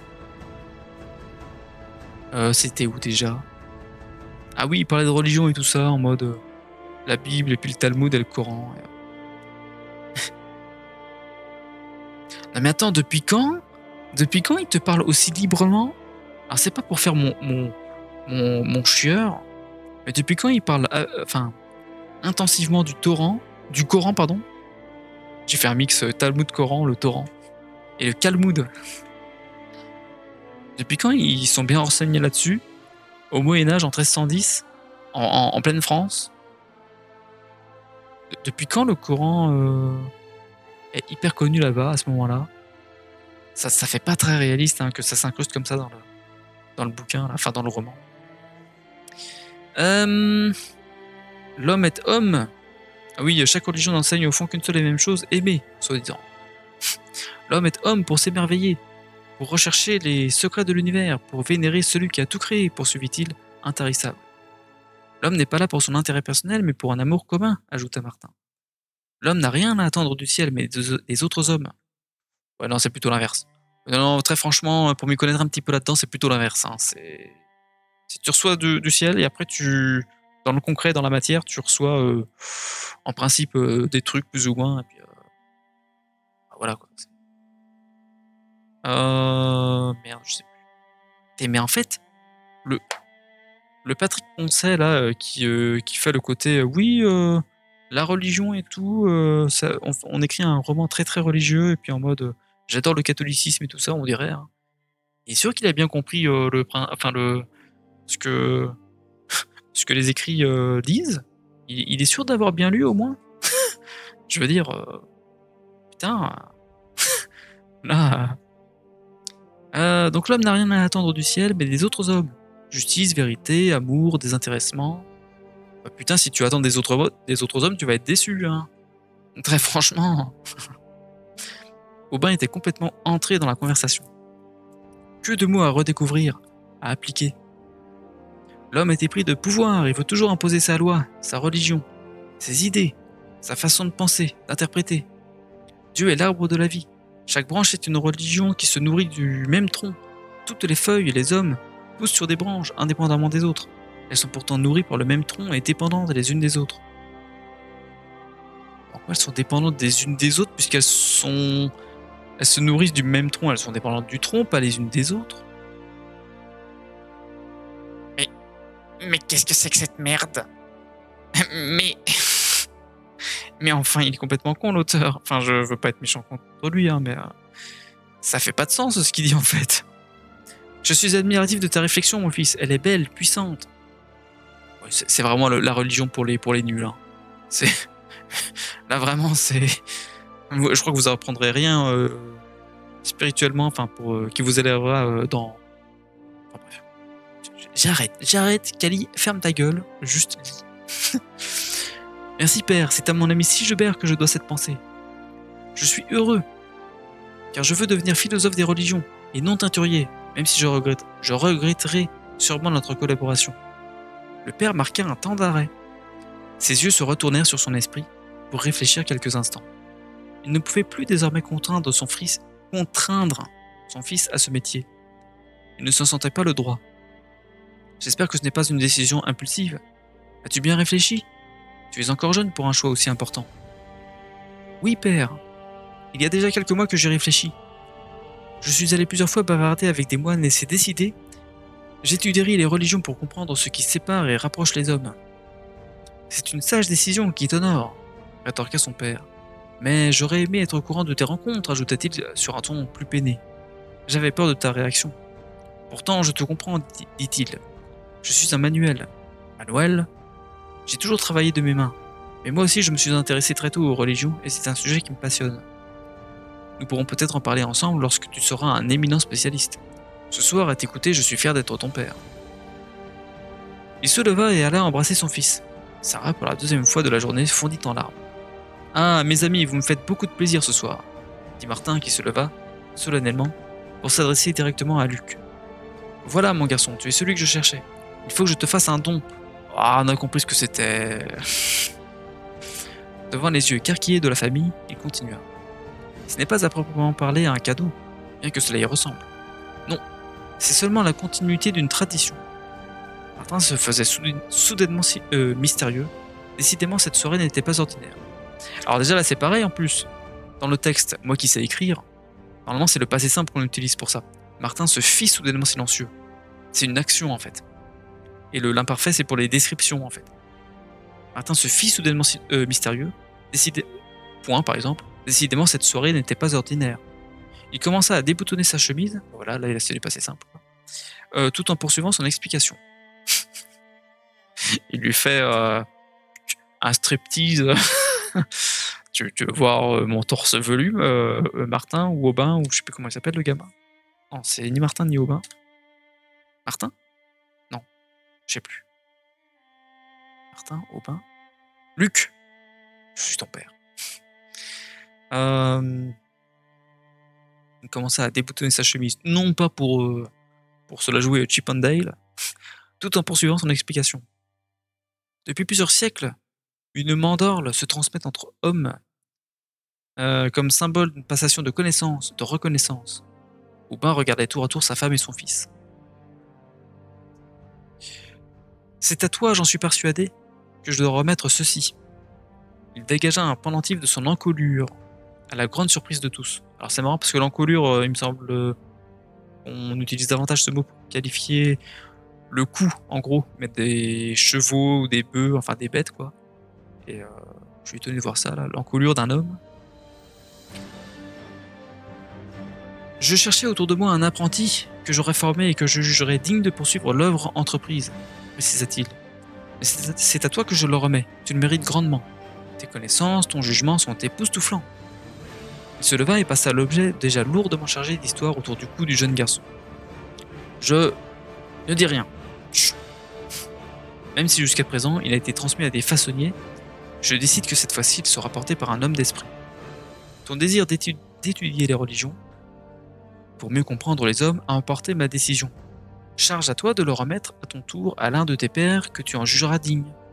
Mais d'où vient ce précieux objet ? Questionna le père. Je ne connais pas cette coutume. Rassure-toi, Aubin, il n'y a là rien de malhonnête, bien au contraire. Il est vieux comme l'abbaye et se donne de maître à ouvrier, perpétuant ainsi la longue tradition de la transmission entre les hommes. Toi-même, tu aurais pu en être le possesseur et devoir le remettre à l'un de tes ouvriers, ton meilleur successeur. Attends, je vais me servir vite fait à boire en fait. J'ai soif. Merde, j'en suis où? Tout va bien, j'ai rien volé, voilà. J'ai rien fait, wallah. Wallah, j'ai rien fait. Attendez. Putain.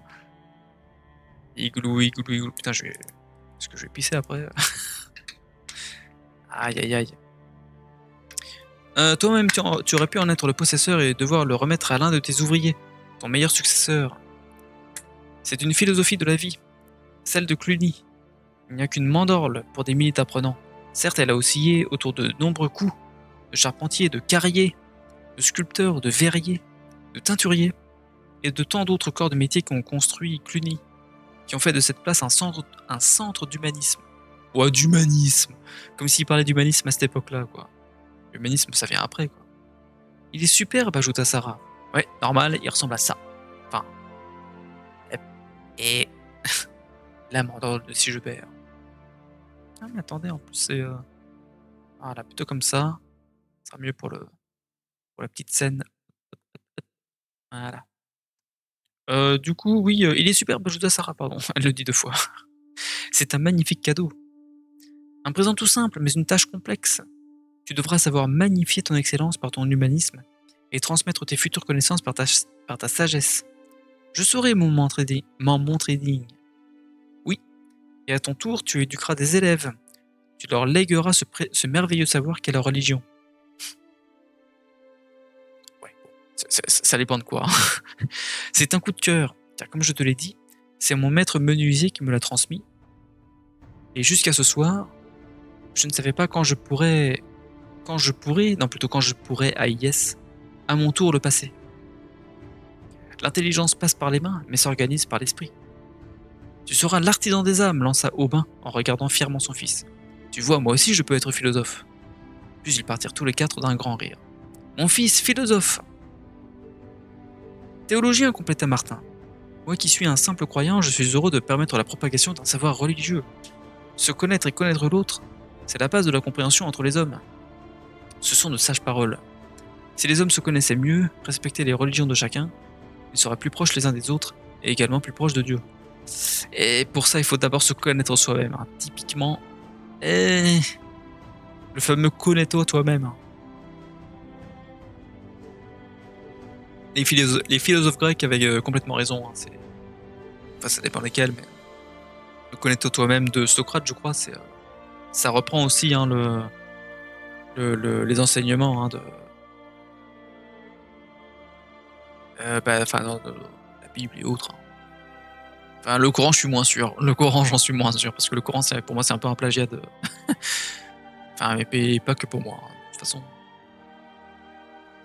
Mais faudrait un jour que je le lise. Tiens, pourquoi pas un jour en live, Kali Coran. Kali Korani.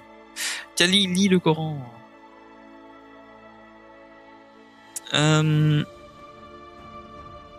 Puis s'adressant plus particulièrement à son fils, les apprentis ne font que moissonner les champs de connaissances ensemencés par leur maître. Tu as, mon fils, déjà beaucoup appris et retenu de ce moine Sigebert. Je te souhaite que tu deviennes maître en théologie, comme je le suis devenu en teinturerie, et que beaucoup d'hommes écoutent ton discours. Allons, trinquons, non pas que je veuille être terre à terre, mais nos paroles sont tellement éclairées. Si seulement elles pouvaient éclairer les agresseurs de mer. C'est aussi pour cela que je veux œuvrer, pour lutter contre l'obscurantisme. La soirée fut longue, alternativement sérieuse et festive. Quelques années après, Luc débuta à Chartres des études de théologie pour tenter de reprocher les hommes, disait-il. L'histoire ne dit pas s'il a réussi. Mais peut-on réussir dans ce vaste domaine? La mandorle de Sigebert resta pendant une grande partie de sa vie accrochée à son cou, puis elle fut transmise, témoignant ainsi du fait que l'homme a toujours quelque chose à offrir à un autre homme, autant sur le plan spirituel que manuel. Et c'est pas fini. On est sur l'épilogue. Mais en gros, bon, on a fait l'essentiel de la lecture. Il nous reste quoi, 10 pages 10... Oh, même pas 10 pages. Imprimé en Mayenne. Ouais, parce que je crois qu'il y a une grosse... il y a une grosse imprimerie du côté de Mayenne. Et oui, voilà, imprimé en France, blablabla. Il n'y a même pas 200 pages. Ok, épilogue. On fait la dernière partie, quoi. Le ciel se colorait de teintes crépusculaires. Les deux hommes bavardaient, chaleureusement, intensément, enfoncés dans de profonds fauteuils de l'antre de Justin. Son bureau était sa pièce de repos, de travail, de souvenir. Attends, c'est peut-être mieux là. Enfin, j'essaie de faire avec la netteté, quoi, comme je peux. Son bureau était sa pièce de repos, de travail, de souvenirs, un peu comme moi, hein, de discussions intimes, comme en cet instant avec Sigebert. Tiens, le fameux Sigebert. Autour d'eux, les 4 murs étaient occupés par les livres, objets que Justin avait aimés, qui avaient contribué à façonner sa culture. Un soupir s'arracha de sa gorge. Ses yeux, habituellement pétillants, semblaient fatigués. Voilà les 11 siècles d'existence de la mandorle écoulés, et combien a-t-elle eu de maîtres et de compagnons? Est-ce Pietro, qui a gravé Ex is hominibus crescit homo? Homo discothecus, comme dans 2 heures moins le quart avant Jésus-Christ, pas du tout. La première partie, c'est quoi? C'est pas les moines là qui... C'est le prologue, je vais faire de toi mon garçon. Il y a un Justin, Anthelme, peut-être déjà un Sigebert. Ouais, il y a un Sigebert. Ouais, c'est ça, c'est l'épilogue fait le lien avec le prologue. La même époque, pardon. Ce devrait être la devise des hommes.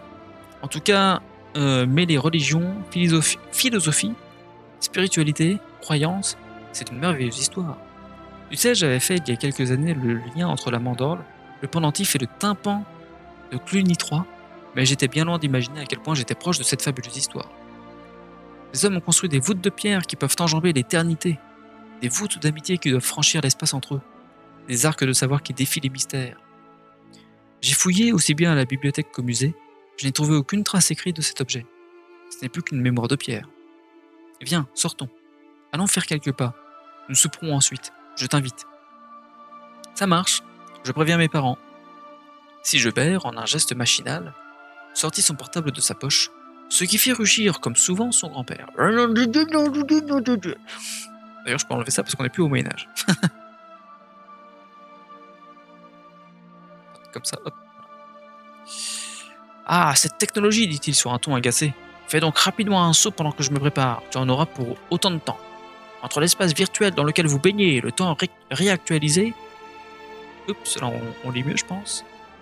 Entre la technologie qui vous dévore et le temps instantanéisé, vous bousculez le temps. Laissez-le s'écouler paisiblement. Tu as raison, j'en ai pour quelques minutes. Quelques minutes. Quelle indignité.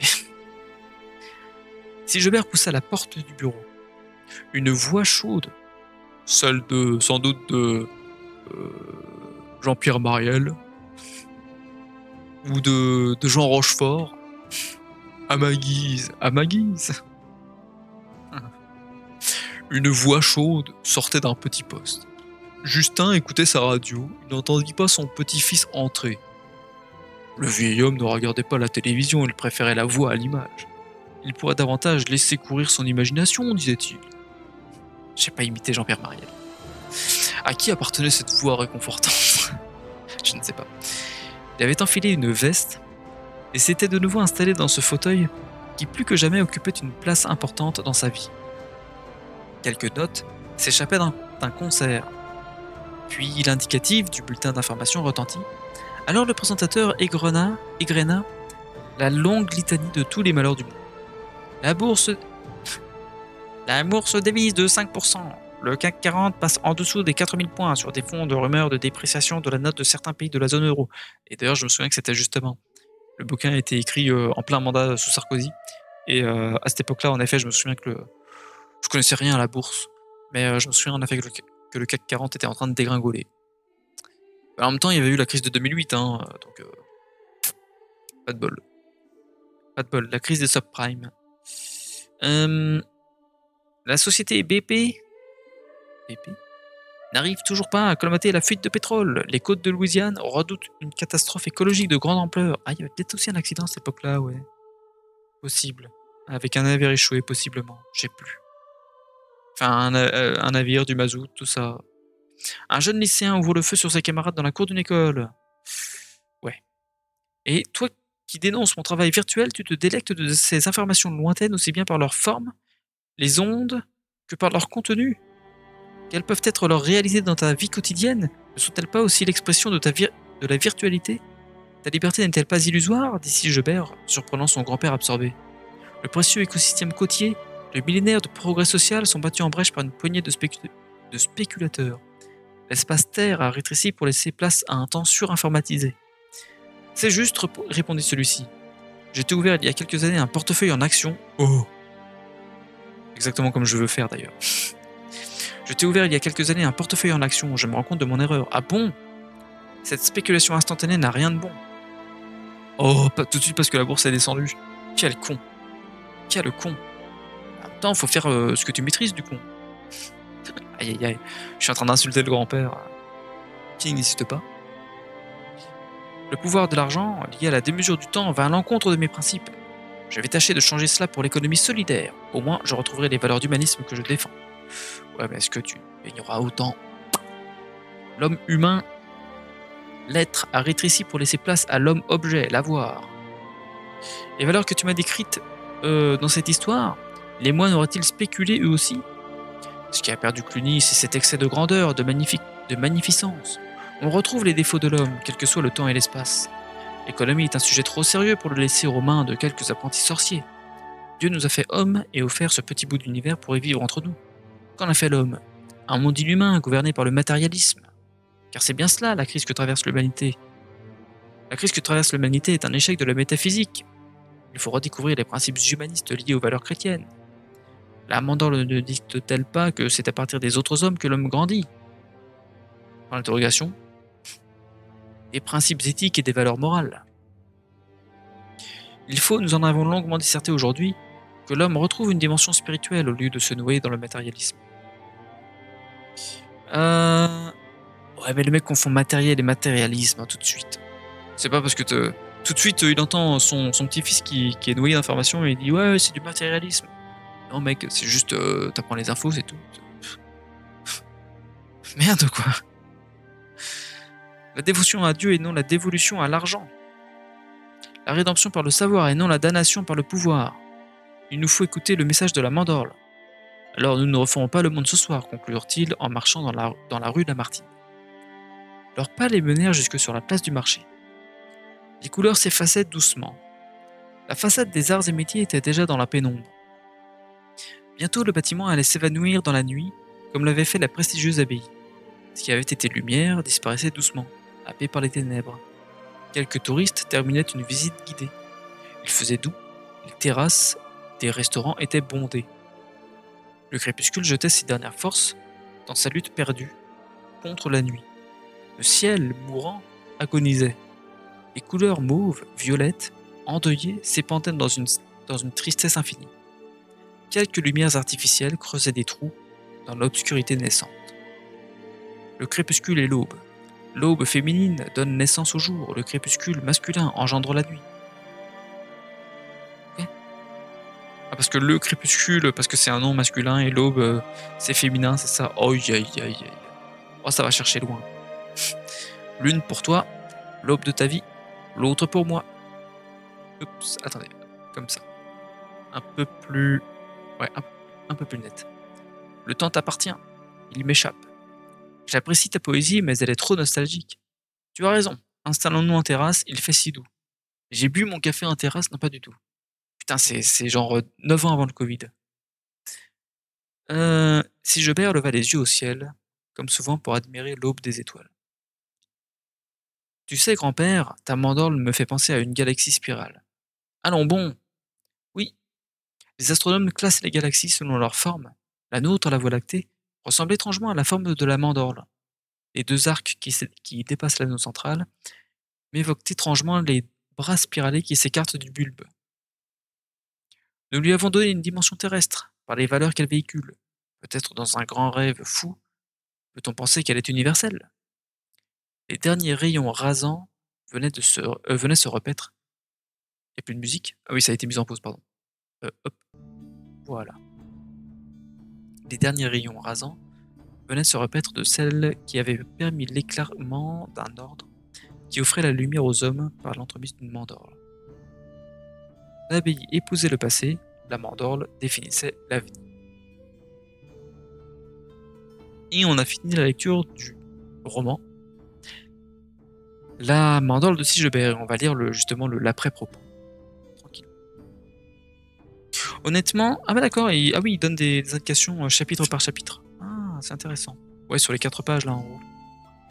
Ouais, on a le temps, il est 22h44, ça fait 1h15, 1h30 en gros, que j'ai pris la partie lecture là. Alors là, j'ai pas forcément besoin de le montrer à fond, mais on va le lire quand même, hein, tranquillement. N'empêche que ce que je pense de ce bouquin, il est pas mal, mais je le trouve pas super bien écrit. Encore une fois, hein, mes premières impressions m'ont pas déçu, n'ont pas été transformées, si je puis dire. N'ont pas été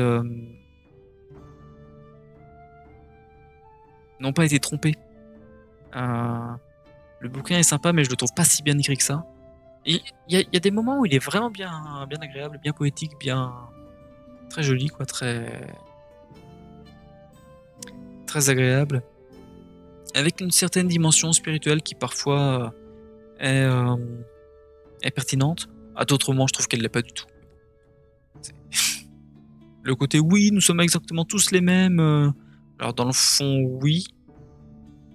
Enfin, après ça dépend de ce que tu mets, de ce dont tu te nourris, quoi. Les gens se nourrissent de tellement de choses différentes que bah non, hein, les mentalités sont pas les mêmes partout, quoi.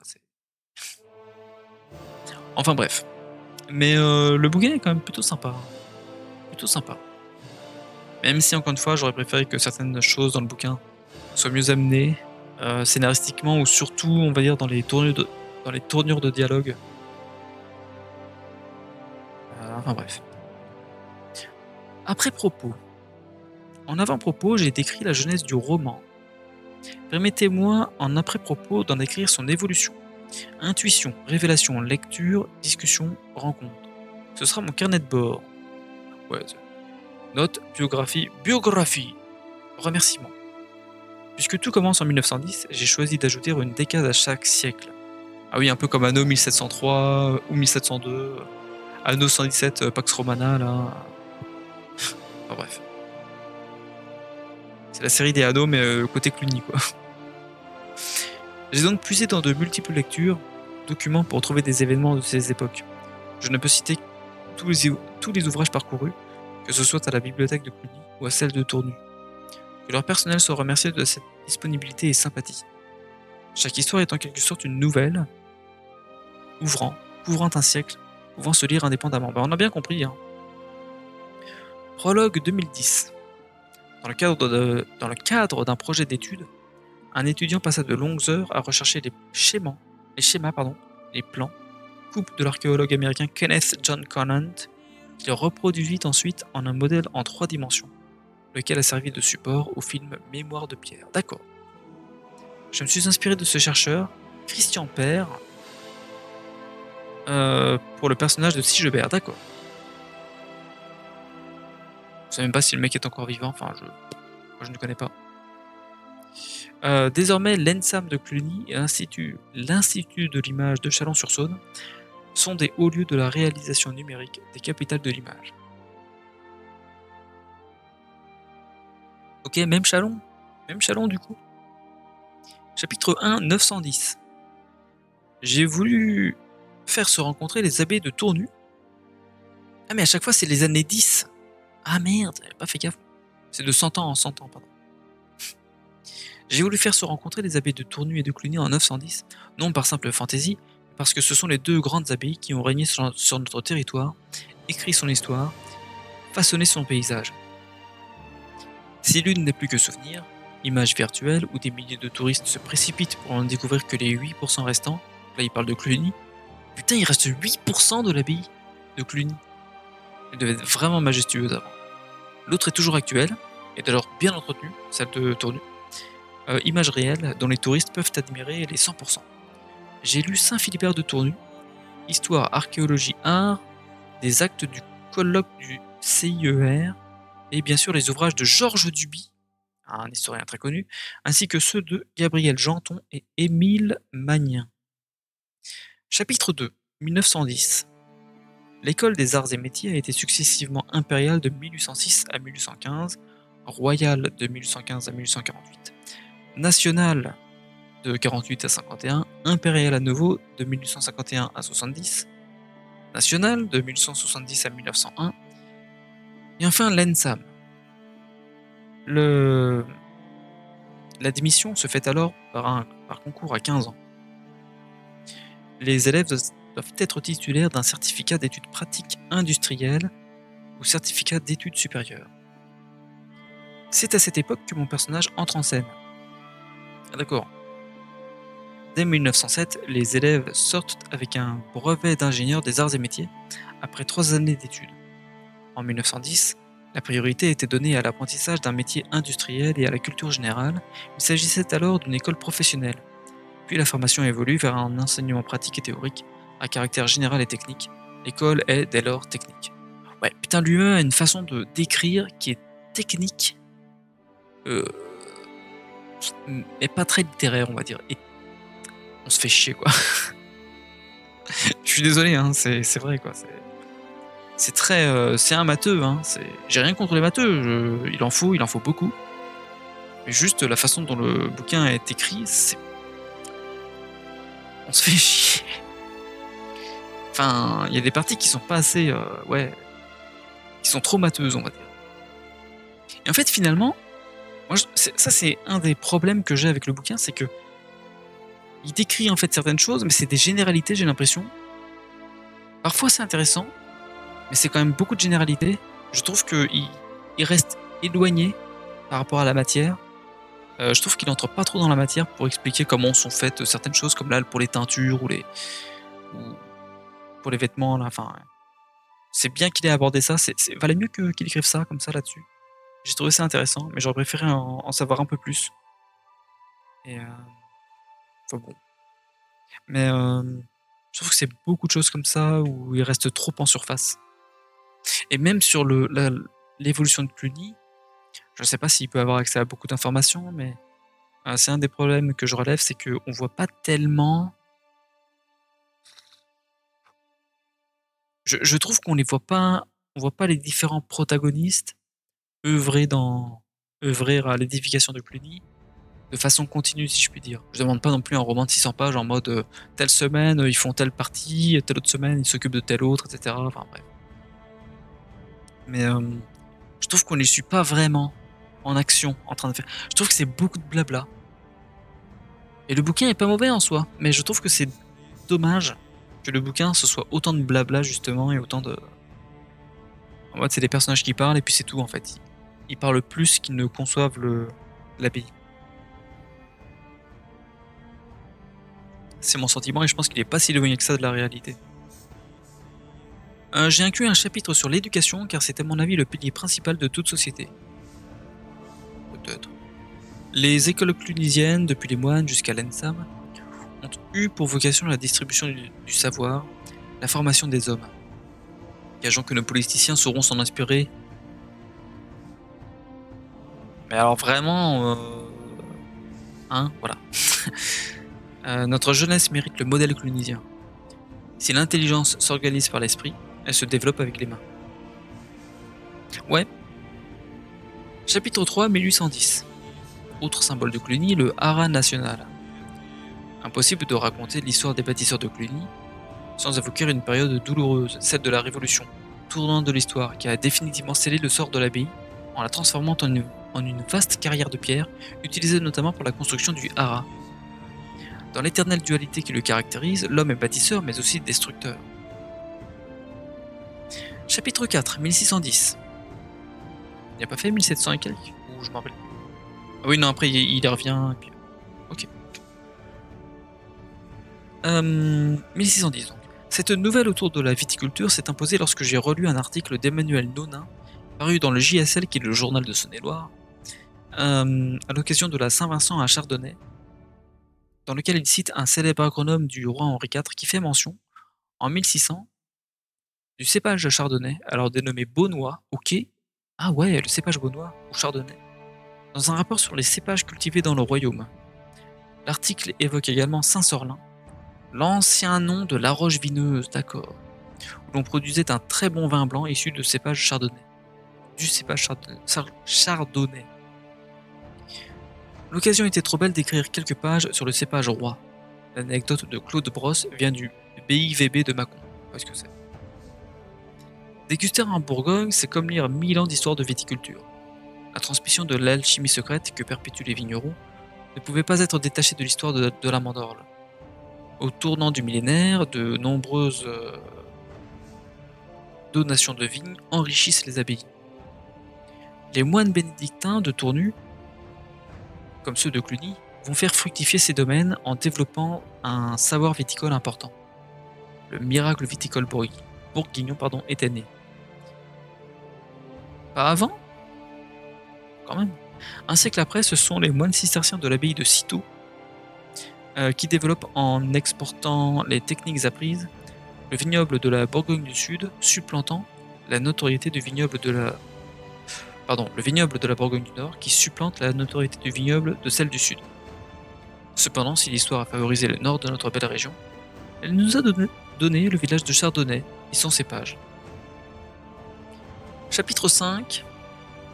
Ah ouais, on fait toute la revisite. Autre élément important de Cluny, la musique. En fait, on fait les achievements, quoi. On n'est pas en jeu, mais on fait des achievements, en gros. Tout lire jusqu'au bout. Même la page de fin, Jouve. Voilà, Jouve, imprimé en France. Incroyable. Donc la musique, autre élément important de Cluny. Elle représente la voie royale pour conduire aux béatitudes. L'abbaye résonnait des chants grégoriens qui accompagnaient la liturgie. Bordel de merde, j'ai du mal à parler. Ça, c'est le fait d'être fatigué. C'est le fait d'être fatigué, le cerveau est fatigué, donc la bouche aussi est fatiguée. Et j'ai du mal à articuler. C'est normal. Grâce à mon voisin Mathieu Vion, apprenti facteur d'instruments, spécialisé en piano du XVIIIe siècle, que je remercie, j'ai fait la connaissance d'un homme peu ordinaire. Dès notre rencontre, j'ai tout de suite su qu'il allait être le personnage d'une des histoires.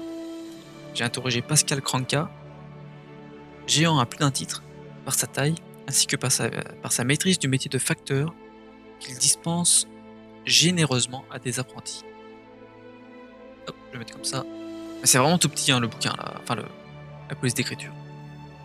Expert en bois, lauréat de la Fondation de France, il a fait reconnaître les spécificités de ce métier par l'Office national des forêts. Putain, c'est quoi cette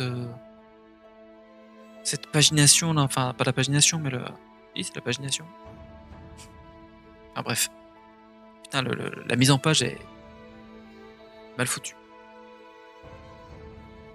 Voilà, il prépare du bois de lutherie, logique, ainsi que des vielles à roues.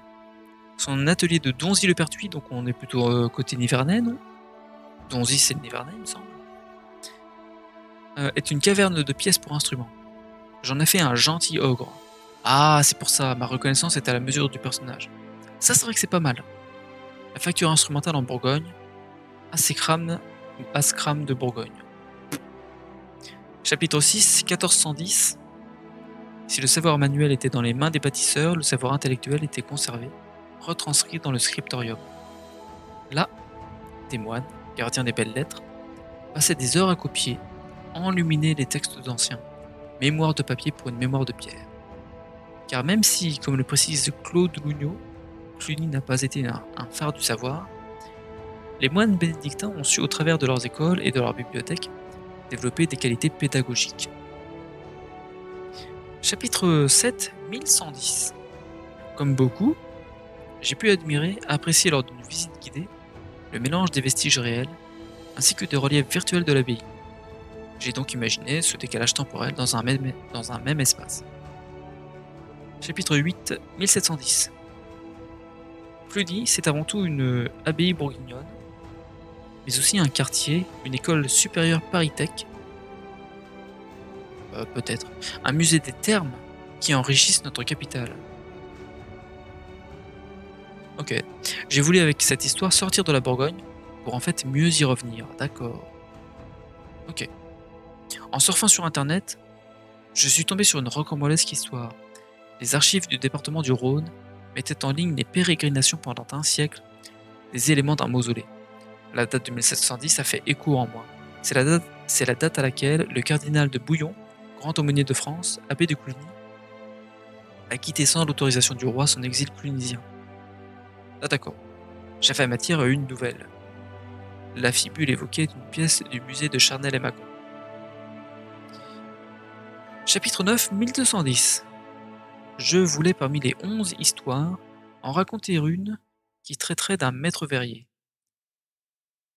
L'abbaye de Cluny est née romane, puis a évolué gothique, s'enorgueillissait de vitres et de vitraux. Je me suis replongé dans le magnifique roman de Bernard Tircio, Le Passeur de Lumière, ça me dit quelque chose ça, de nom. Et m'en suis inspiré. La lumière de son écriture a éclairé la mienne. Par contre, ça c'est vrai que c'est une des grandes forces du bouquin, le fait de suivre plusieurs... Attendez, je m'étire un peu. Oh putain, les bras ficellos. C'est génial en fait de suivre le différents métiers dans le bouquin et de, enfin entre le luthier, le verrier, enfin tous ceux qui, la teinturier et autres. Ça c'est très intéressant. Ça c'est une grosse partie très intéressante du bouquin.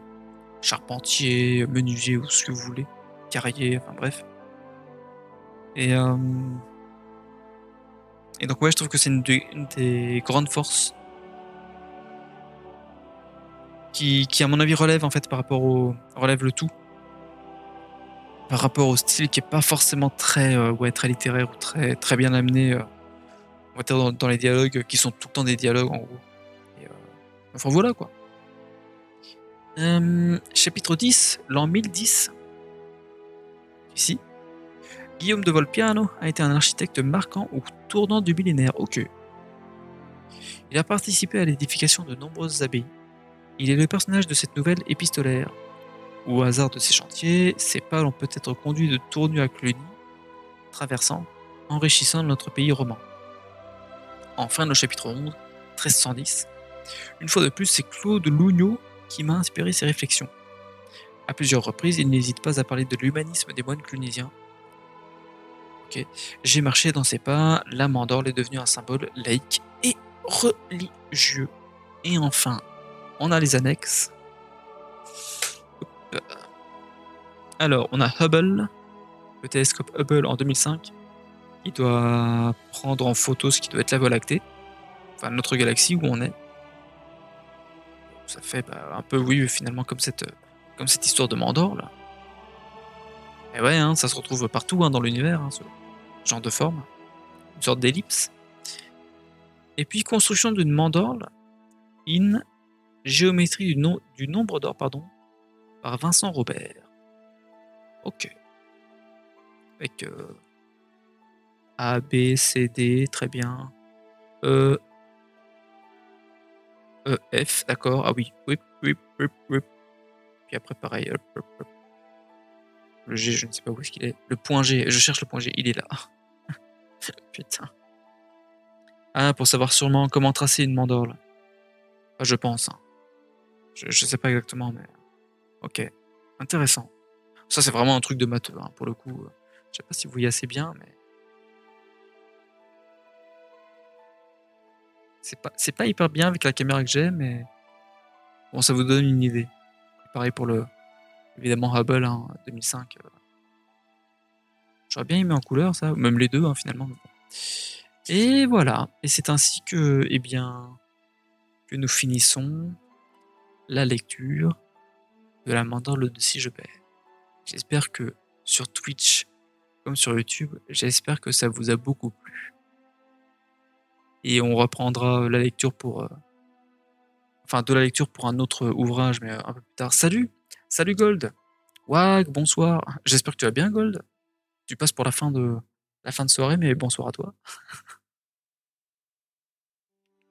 Et sur YouTube, en tout cas, justement, parce que sur Twitch, on va continuer à papoter un petit peu tranquillement, à faire la fin de live. Mais sur YouTube, en tout cas, déjà, je vous remercie d'avoir suivi cette, cette aventure littéraire jusqu'au bout. Et j'espère que ça vous a plu. Et on se retrouvera prochainement pour ce qui devrait être le bouquin La 25e heure. Salut sur YouTube.